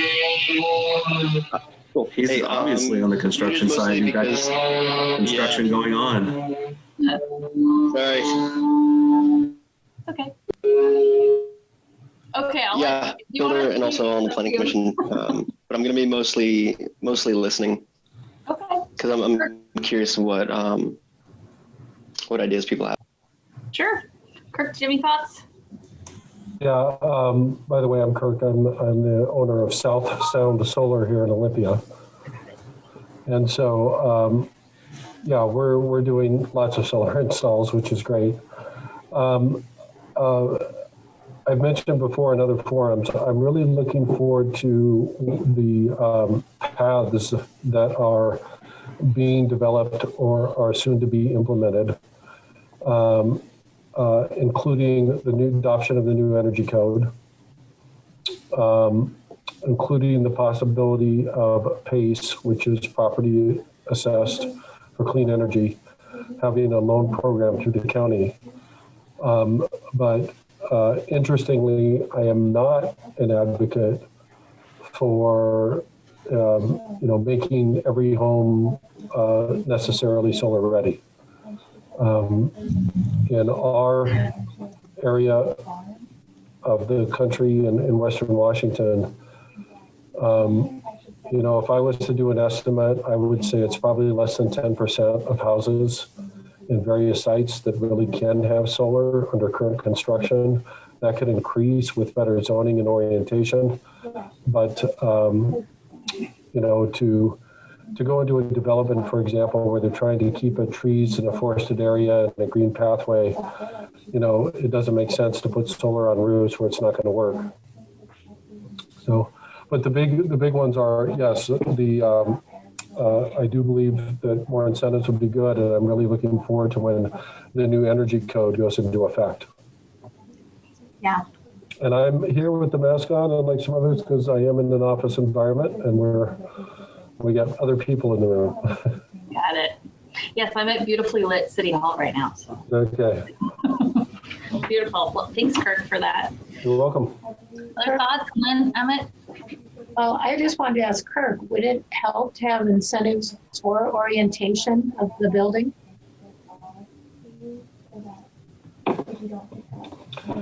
You know, we get into a lot of situations with customers where we ask that question, and there's still a, I don't know, what is it? Just a belief, if you will, or a consideration that, you know, the front door should face the road, you know, for example. And so if you have a north-south running road, that means the roof line is going to face east-west primarily. I mean, I think we can get there, but a lot of people, you know, talk about solar as being the catch-all, and I really think that building envelope, building science, I think is going to sequester a lot more carbon. Transportation is another big one. Wayne mentioned going away from gas to all electric, especially with heat pump technology, that it's very efficient. So I think there's some other big things other than mandating for people what their house should face or how it should look. And we get that a lot. I'm sure others in the solar industry can attest to. You know, we get people that say, I would like to, you know, power my house with solar, and they just don't have the roof line, or it's, you know, the McMansion with 16 different roof lines, and there's just not, it's not there. It's not the opportunity. So I think we'll get there, but I think there's more immediate, more pressing, more practical steps we can take in order to promote better energy efficiency and a lower carbon footprint in construction. Thanks, Kirk. I guess I have a question. I'm curious about these Puget Sound Energy rebates and how have those been going, and how can we pair those with anything at the local level and make things work together? I'm kind of curious about that because this is the first I've just heard about this program. PSE rebates? Yeah. We have Emma here from PSE, so I was curious how that's going. Okay, great. Yeah. So basically, our rebates for single-family new construction, previously they aligned with Built Green 4-star, so the house had to be at least 20% above code. Within the past month, we've added a new offering that incentivizes homes that are 10% above code. And we partly did that because of the upcoming change in code, which is going to be, you know, it's a stricter code, so we want to have a lower entry point. And yeah, so essentially we're aligned to Built Green 3-star at this point. And in our program, the way the percent above code is determined is through a home rater. So the home rater rates the home in REM rate software and compares that home to a code baseline home. And that's kind of how our program works. Did you say it's a HERS rating that is required to determine your yeah, I guess it's a rating through the REM rate software. Okay. Not HERS specifically, yeah. Okay. Yeah. But yeah, we see fairly low volume of participation in our program. I know that 20% above code entry point that we previously had was a barrier. So now we have a 10% above code offering So just trying to get the word out there that, we have incentives and, trying to help lower that incremental costs to build a green home. Wow. Well, that's interesting. I keep thinking if someone comes to the city for like a pre-submission conference, that's something that if we know exists, we can share with them. And so if they don't have specific plans yet for what they're building, they're just looking at, just land use and things like that. I mean, that's something that cities can help promote, I think. That's really cool. Emma, this is Chris. We're trying to work with... Go ahead. Yep. I was just saying we've been trying to work with some city planning offices to we have a packet for all of our new construction offerings, so commercial, multifamily, single family, that we can share with like city permitting offices that they can share with folks who are applying for permits. Great. And can you give us any idea of what those incentives are worth per house, per unit, if you do the 10% or the 20% above code? So for 10% above code, they range from 500 to 1,000. So 500 to 1,000 for 10% above code, 1,000 to 1,500 for 20% above code, and 1,500 to 2,000 for at least 30% above code. It depends on where you are in our territory. So we serve a lot of Western Washington, but we serve only gas in some parts of Western Washington, only electric, and in some parts we serve both gas and electric. And generally speaking, our incentives are lower in parts of our territory where we only provide gas. Here in Thurston County, we have both gas and electric, so all of those numbers wouldn't be applicable. Be on the high end, yeah. Yeah, great. Wow. Other thoughts on this, Lynn or Beth from Tacoma? I'm curious, are you seeing kind of what you can bring back to the city, or do you have something you can share that you're already doing? Thanks for asking, Jessica. We're kind of on a parallel path right now. We're in the process of updating our environmental action plan.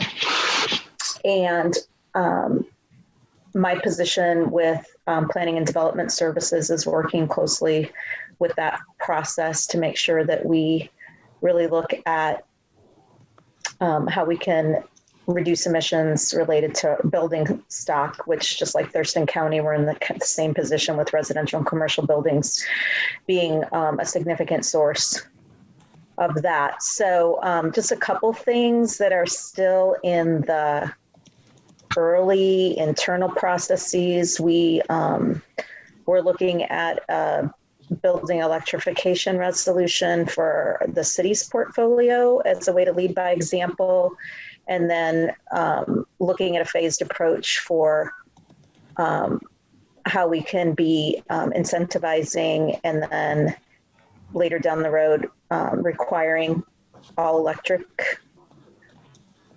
And then we also just very recently, the City Council voted to allow the use of director's rule in planning and development for expedited permitting for affordable housing. And we are also going to be putting together criteria for green building related to expedited permitting, and using the director's rule is a lot faster and less complicated path to that than going through a resolution and an ordinance and having that go through the city council approval process, especially in light of COVID and the limitations that we've had on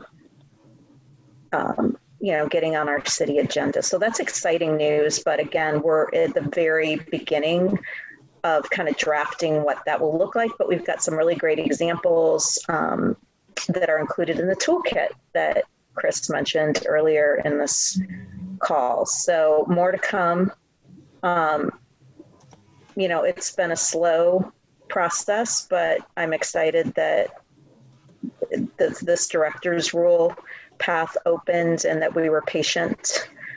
Because I think we're actually going to be able to move forward and have more flexibility with that than we would have going another route. So we do also have density in Tacoma. We do have density and height bonuses along with parking reduction for certain green building programs, including Built Green. And we do have a mandatory Built Green requirement for any planned residential developments in exchange for density bonuses. Got it. Yeah, you mentioned a number of incentives, and I guess I'm curious from the development side, you know, what is most valuable to you? Expedited process, density, parking, like what are kind of, in your minds, the most helpful things? And I'm thinking who on this call is doing this day to day, maybe Aaron, but I know he's at a very busy construction site right now. Yeah, well, we had a couple of builder developer folks, in addition to Aaron, assigned to this room, but they aren't here. So, but hopefully we have them in the other rooms as well. So we'll hear some of that from them. But yeah, I mean, I'd be curious what Beth is hearing from builders in her community as to what is the most valuable. And obviously you've landed on the expedited permitting and you're able to offer that pretty quickly through the director's role. So that's a good one.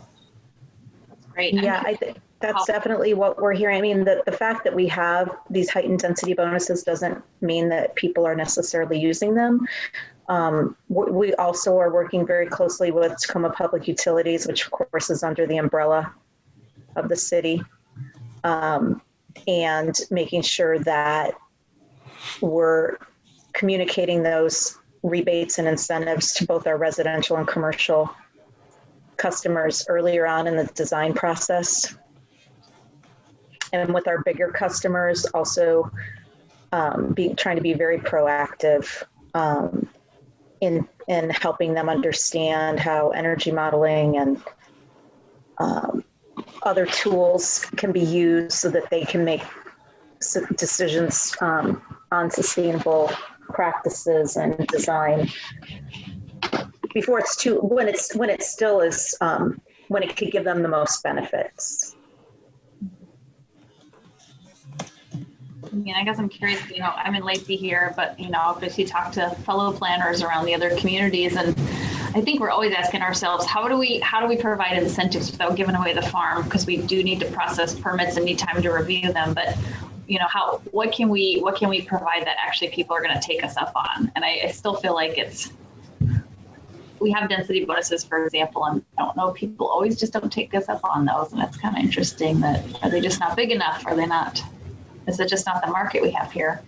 Yeah, the market, you know, in Seattle, we have, you know, the market, everybody's pushing the limit of density. And so a density bonus allows them to go beyond that and add more units and more revenue for the property. Here in Olympia, and probably some extent in Tacoma, but maybe less so, we don't really have the demand, and the people aren't pushing up against those limits as much. And so, you know, going beyond it isn't necessarily an incentive, right? Yeah. Yeah. But I am hearing from Leonard that people are, you know, valuing parking reductions, that is a valuable thing. And so if you can, you know, offer those parking reductions, maybe just in certain zones, that can be pretty valuable. You know, one of the things from the survey that we saw is that that a lot of the builders and developers who responded felt that reducing permit fees would be a very valuable incentive, but really only, you know, not a 10% reduction wouldn't really move them very fast, but maybe a 20% reduction or 50% if that's doable. But you know, the question is then, you know, what are they getting? What types of permits are they getting breaks on, and what's the overall value of that? You know, what you can be eligible for, and of course, if you reduce your permit fees, that's taking money directly from the building department, so that revenue has to be replaced. Yeah. In some way. Yeah. So that's the thing I guess, you know, the idea is, do you charge more for a regular old boring building, you know, charge less and then charge? It's like you're constantly saying, well, if we move it here, we got to charge it over here. So it's tough, but I think having the building codes changing the way they are, it just sort of pushes everybody in the right direction. And so that helps quite a bit, but there's always the what's that above and beyond. How do you do it? How do we encourage it? Without, at the city level, we can't give any private benefit to somebody without getting that public benefit back. So we have a project on Martin Way that's happening right now that we gave them a density bonus because they're going to add just all these green features to their building that we're not requiring them to do. So we have some examples starting to show up of people voluntarily doing things for, let's say, a density bonus minimum change. So like it's working a little bit here in Lacey, but it's such a not the pace we wanted. Chris probably would agree with that. It's like here and there, but it's not on every project. So it's more discretionary and case by case. Yeah. And did you have the authority already to do that? Yeah. Our code's kind of general. Where if you can demonstrate a public benefit, we can give you that. So there's a lot of wiggle room, which is nice, but it's also probably frustrating because you're like, well, how do I show that work, and what are you going to take and not take as a public benefit? So there's like kind of that negotiation we had with that developer to say, oh, you're going to give us electric bikes, a really nice display, solar panels, less parking. I can't remember the full package of what they called the green incentives, but it was just kind of negotiated, but it wasn't really spelled out. And so maybe it's just being more clear about what we'll accept.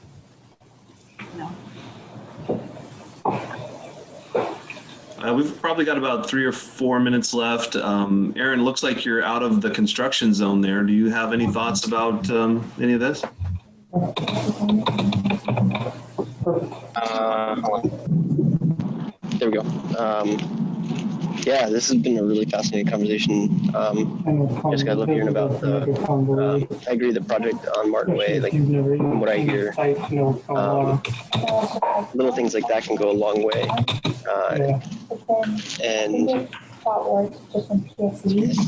it's really loud. There seems to be a lot of background noise. Kirk, I think in the office, can you put yourself on mute, please? There we go. Cool, thank you. I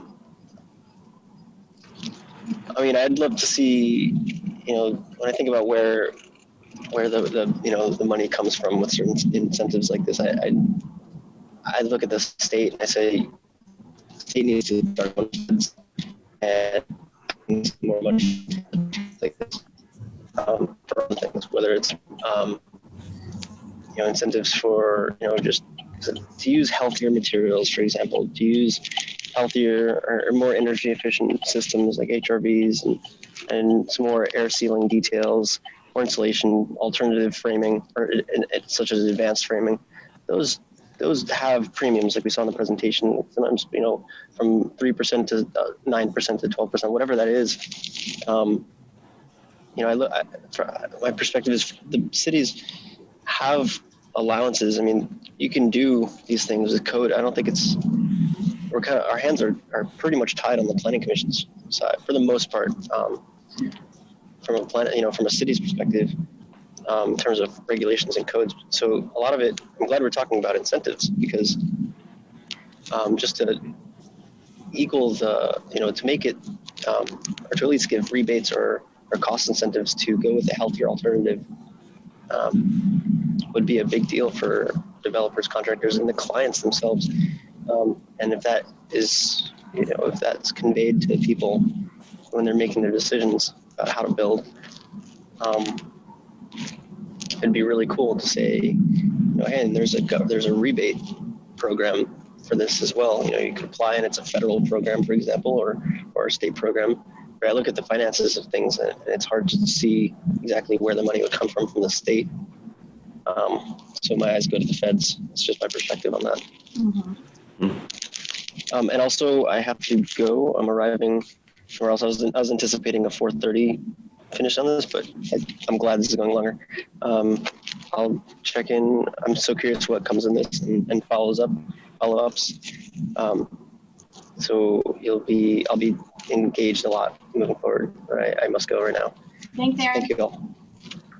Take care. Chris, good work as always. It's nice to meet everyone. Mm-hmm.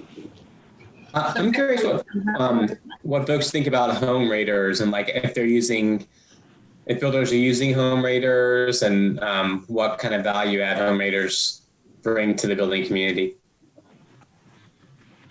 You mean like a HERS score? Yeah, to get a HERS score, or I think there's like home raiders can be used for code compliance as well. For performance path, yeah. For our program, for our incentive program, we do require a home raider to rate that home. Yeah. We don't have a lot of green building incentive or green building certifications being used. There's a few builders that use Passive House, but what I've seen is that there's only a few projects that use home raiders because there's not that many going after certification. I think if more people knew about the PSC whole building incentives or per unit incentives for multifamily, that they would take advantage of that, and we would see more demand for home raiders here locally. But there does seem to be a growing number of raiders that are offering services in Thurston County as well as in Pierce County. So Beth might be able to reflect on it as well.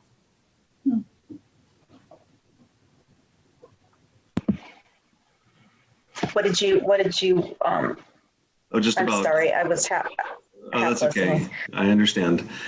It happens to all of us sometimes. We were talking about home raiders and third-party verifiers like Garen Thatcher with Swiftsure and Tadashi Shiga, who are kind of moving into the South Sound with their services because they see this demand for their services growing. Yeah, I think that's definitely been a missing piece in Pierce County, Tacoma area, and I'm excited to have Garen and his team. I mean, we've been working together on a particular project that I think is going to be a really great model for others. So, Garen, I did respond to your email, FYI, that you sent me. He's not on here yet. He's on the main. He's in the main group. Yeah. Oh, is he in the main room? I thought he got moved over here. Sorry. Yeah, I mean, we are in our existing Tacoma Municipal Code where we do either incentivize or require a green building certification program like Built Green. That third-party verifier would be involved in that process. And I think as part of our expedited permitting plan, we will be requiring that a developer shows us that they've either registered for a certification program or that they've contracted with the verifier, that type of thing, just, you know.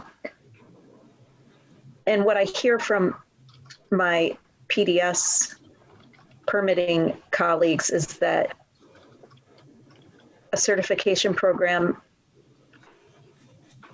most likely shows them that this is a high quality project.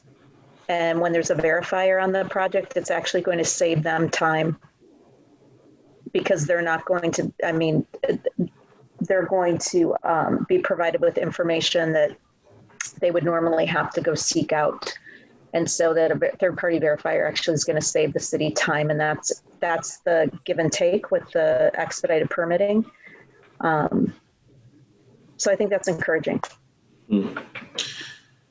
Yeah, I also think one of the things that the City of Olympia is considering is accepting like Built Green 5-star as equivalent and sufficient to meet the energy code requirements, just like the new R407 section in the code does.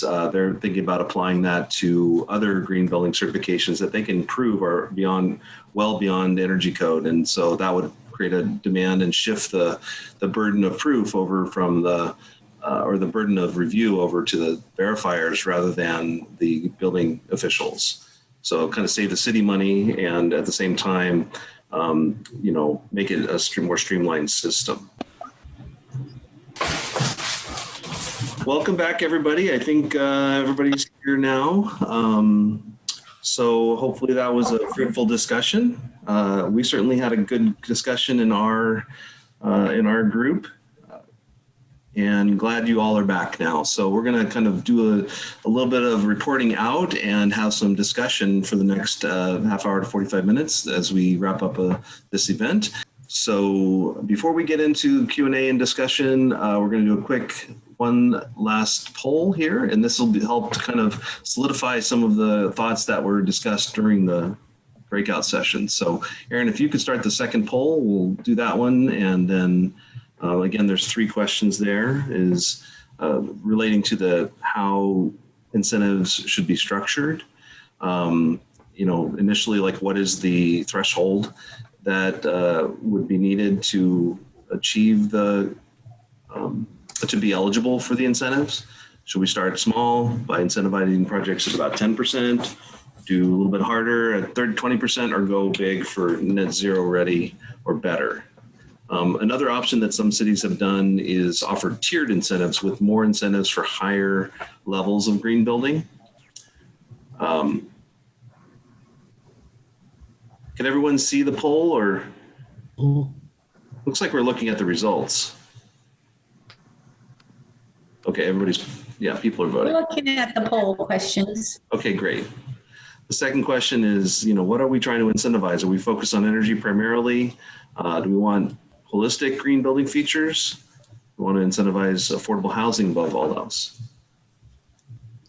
And the third question is, maybe there's some sectors that are have more potential for these incentives to work. Excellent. So, on how incentives should be structured, while a few people said small or medium, almost everybody suggested a tiered program that would offer more incentives for higher levels of green building.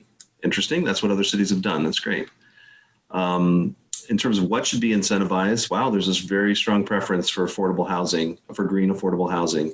And I would share that. We have a lot of housing crisis as well as a climate crisis going on. So, and energy only got the least number of votes.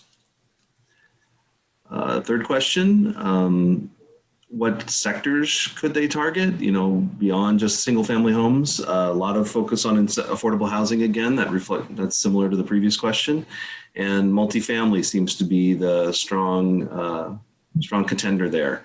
One thing that came up in our team discussing this was that subdivisions, that they could tailor specific incentives to subdivisions that could be pretty powerful applied in that way. So this is good. Great. Thank you all for your input. So if folks from each group could take about 3 to 5 minutes each and report out. Let's start with group number 1. I think that was Leonard Bauer's group. Okay, thanks. And I'm going to ask the others to jump in. I know Sonia was specifically taking notes, but we had some good thoughts there. So I'll just run through a few pieces that we talked about. Regarding the land use incentives, we didn't have a lot of conversation on that piece. There was some suggestions that Ari had around metering, better metering plans for solar, particularly on multifamily, and she had a really good example there of how to do that. We did focus a lot on technical assistance, basically how to communicate benefit to the homeowner or buyer, maybe training for builders or realtors as they're working with the buyers, so that they can talk in more detail about what the benefit is, specifically financially benefit.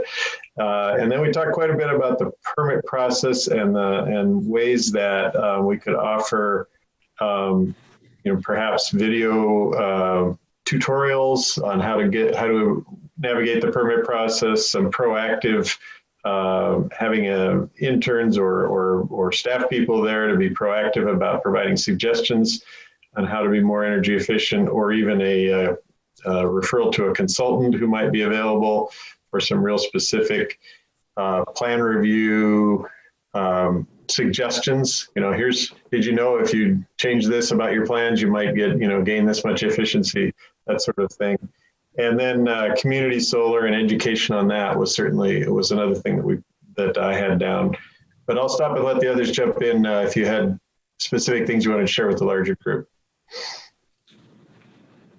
Leonard, I think you summed up most of them. It was A lot of our discussion was really about communication, both communicating the value that the builder can get from those upgrades and the additional costs that they will cost to be more efficient in their construction and performance value.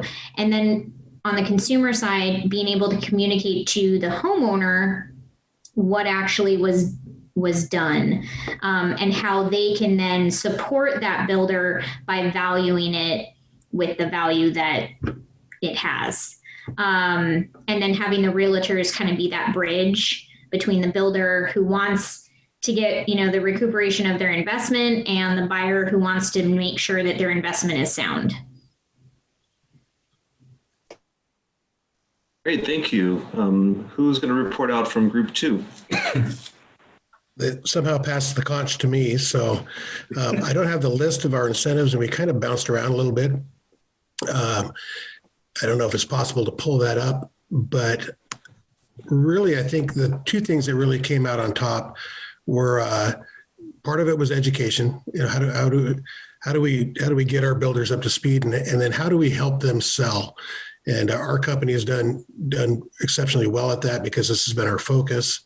We talk about indoor air quality. We talk about durability, and obviously energy efficiency and water conservation. And not to mention, stormwater and site treatment. So we're good at communicating that to our clients.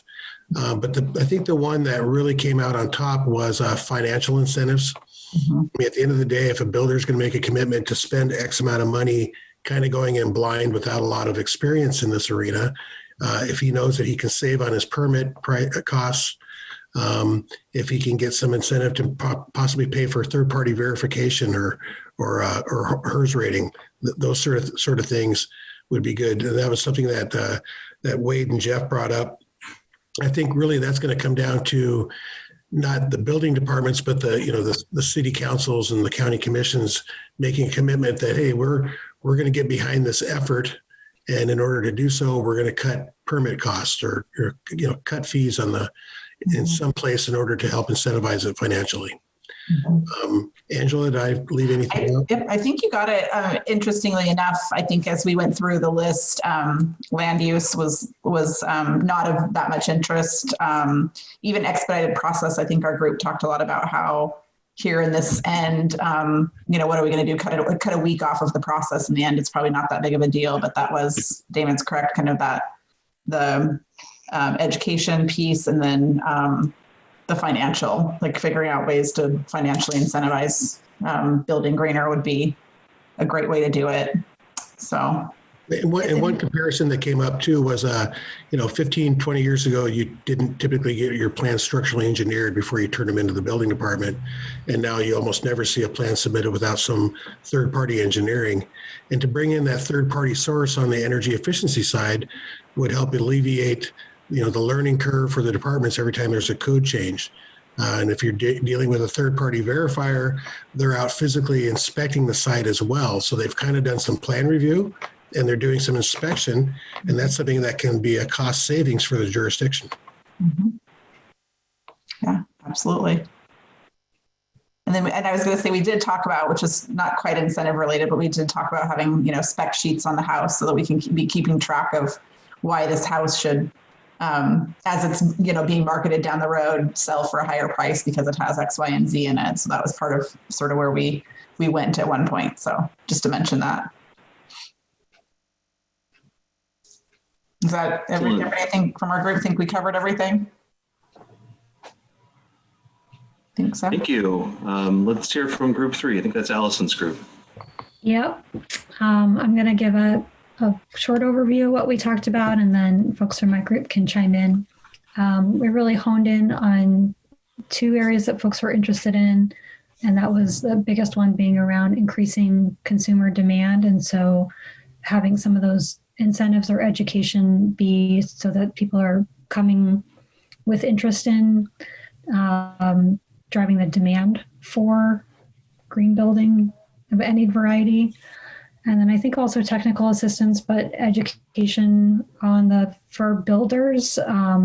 There's a lot of options that are out there. One thing we talked about right at the end was having access to materials, green building materials can be challenging, especially for small builders who are going to our local hardware stores and they don't always necessarily have the materials, or if they do, they don't know where to go use them. People are used to using certain things. And so having marketing where people are going to get materials about what those options are and what their benefits and cost savings might be would be a community could drive some of that activity. Folks were also interested in some financial tools. Reducing impact fees was brought up as potential, I think particularly around pairing that with driving affordable housing. That's also green. And I think less interest in some of the land use incentives, and also with some of the financial incentives that where the benefit, there's a long lag time between when you would see the benefit, both on the consumer side and for the builder. So financial incentives where it would be an upfront incentive to offset the cost rather than having to wait some period of time. Anyone from our group want to chime in on anything else?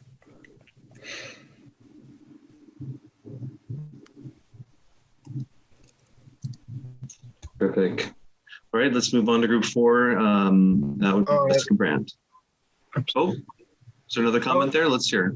Yeah. I was muted. One other thing we discussed was finding ways to encourage people at the hardware stores to push different programs. Like I've never seen a flyer or brochure for any green building program or incentive at Hardell's or any of the local places. And that's it. Great. Yeah. Jessica? Oh, well, we talked about a lot of things, and I think our group had the benefit of, I wouldn't say we had a lot of people who necessarily build buildings in our group, but we got to hear a bit more perspective on solar and just making things solar ready, EV ready, and maybe what are some of the pros and cons of that. And I think there might have been a slight departure of opinion to make things really solar ready and put solar on everything versus not do that. So I would let maybe Kirk and Wayne talk about that a little bit. And then we got the benefit to hear a little bit more about Puget Sound Energy's incentive program. And so I would probably let Amit talk about that from Puget Sound Energy, and kind of this idea that as they changed the requirements just a little bit, they saw participation and they could actually show a dollar value of what you got out of participating in those programs. And I thought that was really valuable to hear. And then we also got Beth from Tacoma on our call, so we got to hear what they're doing up in Tacoma. So I'm not passing the buck, but I feel like if they want to each summarize for a minute or less on what we talked about, I think that'd be really beneficial to the group. So how about I start with maybe Kirk? In summary, I'm just looking forward to the adoption of the new energy code, which has a variety of prescriptive measures for meeting more energy efficiency in homes. Solar just happens to be one of them. But I know that, and I believe, I should say, and others that are doing the energy code, that they want a prescriptive approach that gives people choice.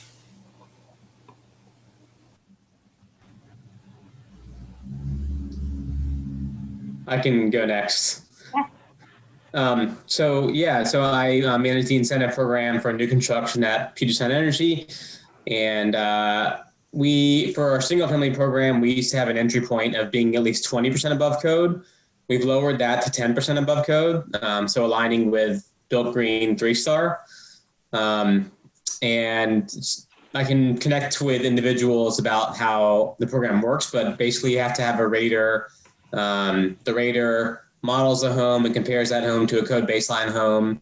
I know there's a couple raters on the call right now that participate in our programs. But yeah, we see fairly low volume. Would love to get some more of our incentives out there and help build above code homes. Thanks. Beth, do you want to highlight one or two things in Tacoma you're already doing? You talked a little bit about, you talked a couple of things, so I'll let you do that. Are you there? Did we lose Beth? Maybe we did. That's okay. I think it's things we've all talked about with, what works, process, density, fees, all that good stuff. So. Yeah, one of the things I'd like to add, maybe on Beth's behalf, one of the things she said is that they're actually not going through a full city council ordinance process. So I thought that was really interesting. They're actually doing a director's rule to allow the building code official to just have discretion to offer expedited permitting. And they also have and you said in Lacey, you have a general code that allows the building department to offer even density bonuses or other incentives if there's a public benefit that's being demonstrated. And so I was curious and interested to see that more flexible approach and giving some discretion. I've seen that up in Canada more, but not so much in the US. So I think that's a pretty interesting approach. The other thing is Beth and us with Built Green, we're working together to really do outreach and education events. We held a 2-part seminar a couple months ago to educate folks on just Built Green, but also we then had a builders panel with a verifier and local builders to really talk about their experience with certification programs and how they got into green building and and we plan to do more educational outreach, both from a builder standpoint and a consumer standpoint in the coming year. Great. Well, let's open this up and just have a kind of free-ranging conversation. Again, our questions really are: what is the right package of incentives that seem to make the most sense to motivate builders? I've heard a lot about marketing and consumer demand. Some interest in structuring incentives that are tied to public benefits. Other folks who just, other participants in the different breakout groups, why don't you just share your thoughts and reflect on some of the things that we've heard? I have a concern that I'd like to share about the program being tied to building codes, because there's going to be a bunch of of people who want to build a house who have a certain budget, and if they get a savings for higher energy efficiency, it's very likely that they'll just put that money into making a bigger house. And that actually has a bigger carbon footprint to it. I'm also, a related concern to that is that building more energy efficiently can front load the carbon footprint when we have a climate crisis, because a large proportion of the carbon footprint of building is before somebody even moves into occupies the house. So Built Green is actually addressing the embodied carbon issue. In our latest checklist, we're actually adding an entire embodied carbon section within the materials section. So any builder who will get rewarded for calculating the embodied carbon, for using products with EPDs, and then the checklist is built around reducing and highlighting salvage materials over new. So there is, I think we're going to be the second program outside of Living Building Challenge, I think, to really address embodied carbon. The other aspect that we are doing in relation to affordable housing and other equity issues is we've added equity and social justice to our checklists. So there will be more incentives to be equitable in the design of both single family and multifamily homes. I would like to add it's a question, I think, more than anything. We keep talking about incentives, and I think about the old carrot and the stick approach. The carrot is the incentive, but what about the stick? The perception that I hear is that high volume, low cost builders are already getting huge breaks. And Whereas on a custom energy efficient home, if they look at the price per construction in terms of the permit, they're not getting a break. And I don't know if that's true, but that's the perception that has been shared with me.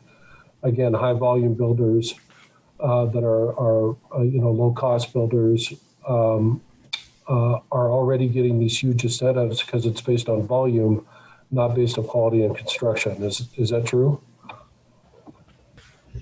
Hey, Kurt, this is Wade at City of Lacey.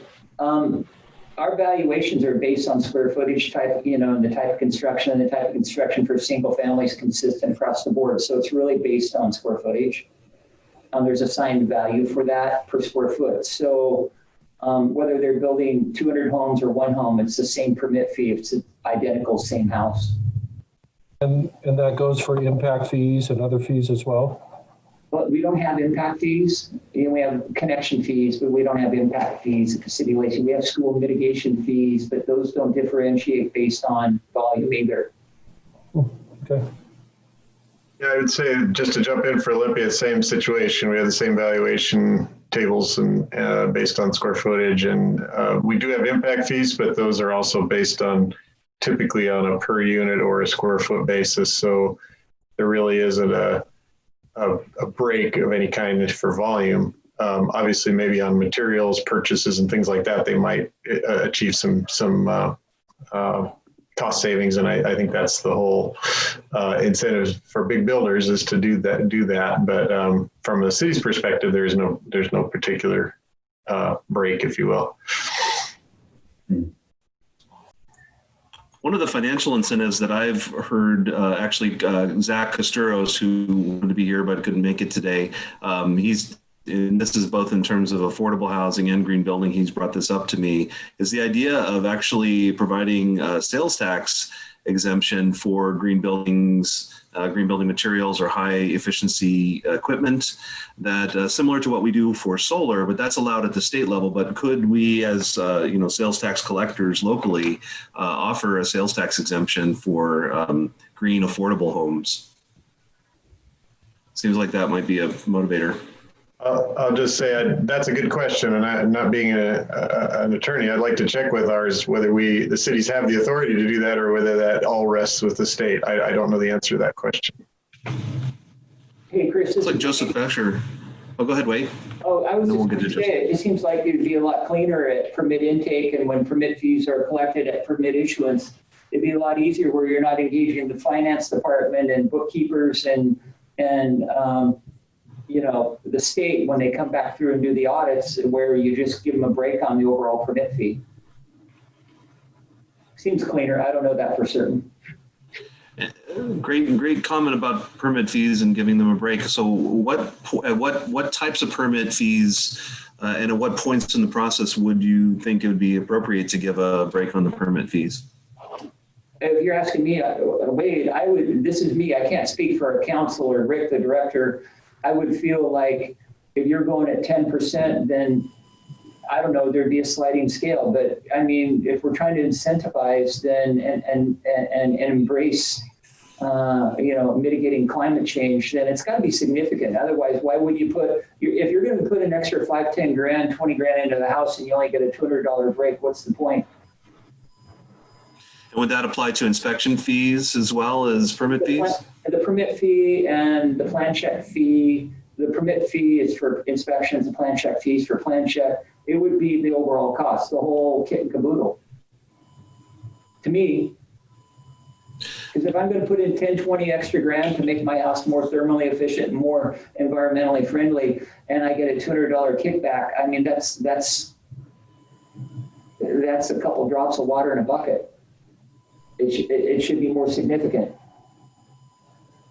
To me, if I was in charge of the world, I'd say 50%, but I can't speak for the higher ups. That would get me motivated. If you're saving a $4,000 permit, $2 grand. Second. Oh, we're not in the meeting. I'm sorry. Robert's rules.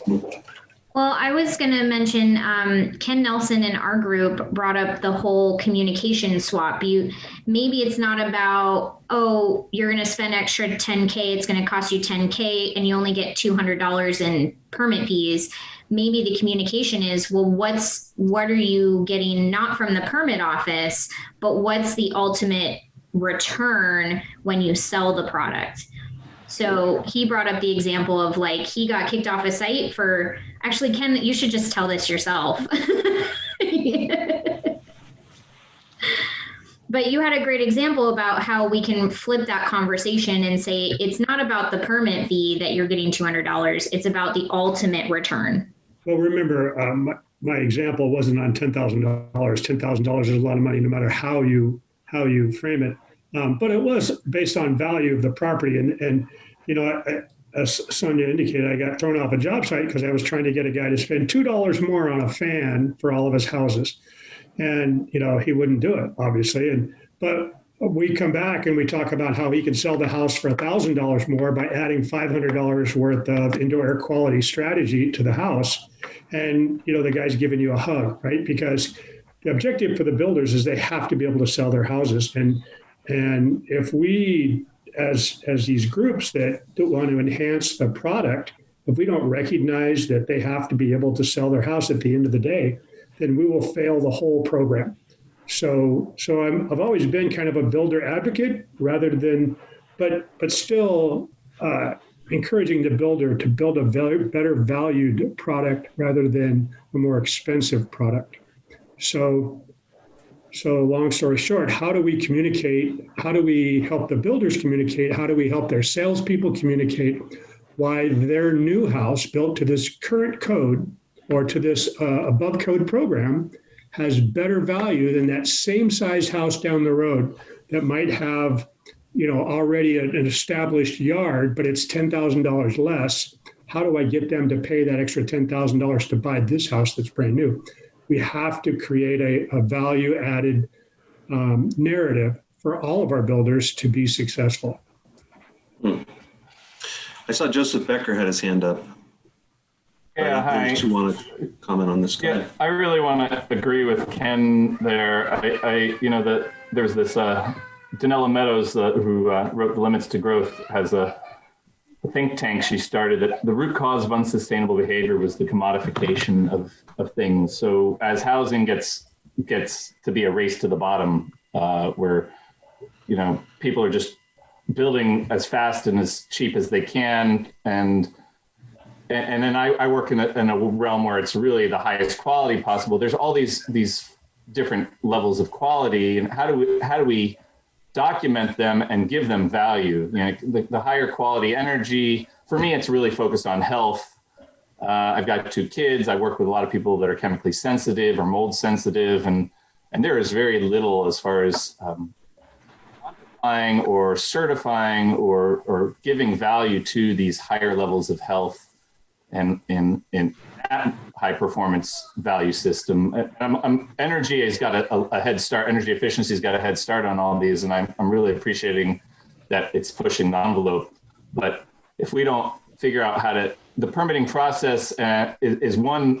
It's a gateway that you have to pass through to get a new construction or addition or remodel, and that's the point where we can really help people document what the quality is, whether it's energy, like we're talking about the checklist, Wade and Jeff, we're talking about it, how do we create a value-added checklist, but also with air quality, especially. I'm into, you know, the mold test, you know, whether it's VOCs or mold, you know, there's people living in very unhealthy houses. It's an extreme issue that I don't think most people realize. Half the houses in Olympia are moldy.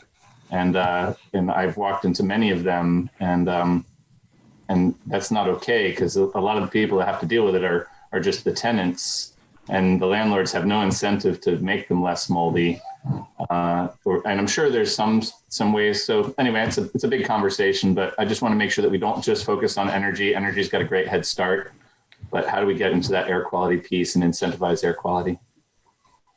And the other point you bring up, Joseph, that we unfortunately haven't had time on this call to really focus on is the existing buildings. Most of the incentives we're talking about for most of this call has been focused on new construction, but we probably should have a whole other roundtable to talk about existing buildings and retrofit of rental properties, et cetera. A couple of comments that I've heard on this call about the code, prescriptive path being really valuable and having that really push the envelope forward. There's also a performance-based path in the state building code, which pretty much nobody uses at this point. But there's something interesting in the new code is section R407 that allows a passive house to pass through the energy code without having to go through all the permitting process and the energy modeling that you would have to do separately for the city. If you do it through the passive house modeling and third-party verification, you get a kind of a equivalency and sufficiency on the energy code. Now, Leonard, in our conversations earlier, you mentioned that you might be interested in looking at that for other beyond code certifications and being able to really expedite the process and save money both for the city and for the builder by using some of these alternative third-party standards. I'm curious what some of the city folks, other than including Leonard, but others who might have to say about that. I'll jump in, and the folks from Lacey might want to as well. Our building official Larry Merrill and I have talked about that a little bit with the group that was working on this, putting this event together. And yeah, certainly, I think one of the challenges is our third-party programs in this area are, as I understand it, aren't terribly strong, or there are not a lot of options yet. So how do we make sure we're making those available? Because I think once we adopt these new codes, there could be a real possibility that we could accept a third-party verification in place of that whole energy review process and the associated fees that go with it, so that you have a lot more. We just heard somebody say upfront cost savings is what's most effective, and that would certainly be one right there. If as we can get those third-party programs in place in our area and really have them, walk through that with them as a city to make sure we understand them. I think that's a real possibility. Chris, this is something that I'm super passionate about, and was very disappointed in the structure of the new code. Back in 2009, 2010, myself and a fellow building science guru met with Commerce and WSU Energy Extension, and they committed to having a true performance path in the code by the next code cycle, which would have been 2012. And of course, IECC adopted theirs in 2015 and again in 2018, setting their energy rating index, or ERI, at a certain number. And it really was reflective of the HERS index. So if you hired a third-party verifier to both model your project on the front side and do a double inspection during construction and could achieve a HERS score of, I think this year's ERI was 61 in our climate zone, you were deemed that you passed the code. And that's right in our IECC, which is the base model for the code we have today. Instead, we shifted that off to the passive house only, which, clearly passive house far exceeds code. The argument we made with Commerce back in the day was that you give builders a checklist, and this was on the heels of the 2009 code where we adopted all this. They just check the boxes and they do what they're doing without knowing why they're doing it. And now we have 27 items in table 406, and guys are everybody's chasing points. Ted Clifton, who's won multiple national awards, has only built positive energy for the last 20 years. We were talking there today. He goes, I can build a home net zero energy to the 2012 code much cheaper than I could today, and I'm achieving the exact same results. They've just added layers of stuff without saying why they're there. I don't think that most of the items in the table have code parity or point parity. And I think third-party verification and having a true performance path is absolutely critical to moving this ball forward. Thank you. And without the ERI built into the code, maybe in the short term, all we can do is lean on, having the cities say, oh, well, we accept a Built Green 5-star or a 4-star or a NGBS Gold or Emerald as a equivalent to the code. Maybe next cycle we can go back to get the ERI put back into the code. Well, I wish I could say I was optimistic about that, but yeah. Yeah. Well, we're down to the last couple of minutes of our event, of our workshop here, and I really want to say thank you to everybody, and just kind of pose the question one more time. Is there anybody who would like to take a crack at saying what they think the best package would be? A combination of financial and marketing incentives, education. Anybody have a sense of like what that would look like, that we could tell the cities, like, here's what we want to do, here's what we want you to do?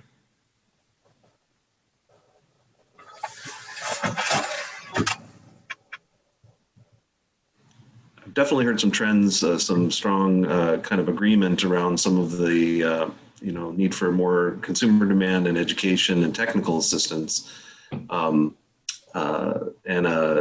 and maybe assistance in marketing and really being able to tell the story, to build the narrative that shows the value of these green above code features. So that is a strong theme that I've heard.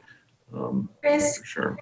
I just like to say that what I heard was the upfront financial incentives and the consumer education, like you're saying. And so both of those things, I'd love to have a continuing conversation. I hope we have a second continuing conversation, because those are things that we can look at and things that OlyFed can do specifically, and we can fund that education, and we're willing to do that and increase our financial incentives when people come. They're thousands of dollars. So I'm just saying that I'd love to have a second conversation so that we could look at moving that forward, those two top things. And then of course with the municipalities. And I'll just add, this idea of third-party verification, we're certainly open to further discussions on that, and would love to, those of you who have a lot more knowledge about those than I do, would love to continue those conversations. Oh, Built Green fully volunteers. All right. Yeah, it'd be good to know who to connect with and where is best to just to support that education. So. Yeah, one of our strategic goals next year is to actually offer more education and outreach for both to the builders who we represent, but also in working with cities to help them craft incentives that work for the market, with the experience we have with that government affair partnership that we have. What counties? So we're working with Angela to get set up in Thurston right now, but we also are working with Pierce County and Whatcom County specifically in 2021 to really grow both our verifier pool and education within those communities. It seems to me like one of the fastest way to get more robust certifications in our community is to actually build them into some of our policies or programs at the city and county level. If people were offering incentives for Built Green, you can bet that people start to use it, and we would see a lot more Sonia and her program in our community. Well, with that, it's 5:28. I just want to take one last chance to thank everybody for being here. This has been a really valuable conversation, and I think we've gotten some pretty good insights from the folks here as to where we might want to go with policy and incentives in the future. Angela with Olympia Master Builders, would you like to add anything, or Leonard, or anyone else in closing? Just a big thank you. Appreciate everyone's time and thoughts and good advice. I'll second that. Nice to see so many faces and good people doing good work. Are we going to have some follow-up notes to this session? Oh yeah, well, we did record this, and so there were certainly a lot of folks who said that they would like to be here but couldn't, and would like to watch the recording. It'll be a long one because we're going to include the breakout sessions as well. We also took notes in the breakout sessions, and we'll take some notes from the follow-up conversation here at the last half of the meeting here and get those out to everyone who came and others as well. So good point, Barbara. And you guys can, it'll take us a little while to process all that and get it out, but we'll try to get that done. So hey, Chris. Share it with others as well. Go ahead. Hey, Chris, this is Wade. Hey, you mentioned that we might have another get-together shindig on existing infrastructure. On existing, yes. Mm-hmm. Yeah. So I think that's extremely valuable. Uh-huh. If that's could be something in the future. It certainly could be. Unfortunately, I'm sort of retiring from this work, and we'll need to find some other folks to kind of keep moving that forward. I won't be available, and my current job is ending. I'm shifting over to some other work, but selling solar. So, but I would participate, and would definitely encourage our group here to continue working together and see if we can continue this conversation, especially as regarding existing buildings. So, with that, let's call it good and adjourn for the evening. Everyone, enjoy your evening. Really amazing work. Take care, you guys. See you, Jeff. See you, Jeff. Thank you, Jeff. Thank you.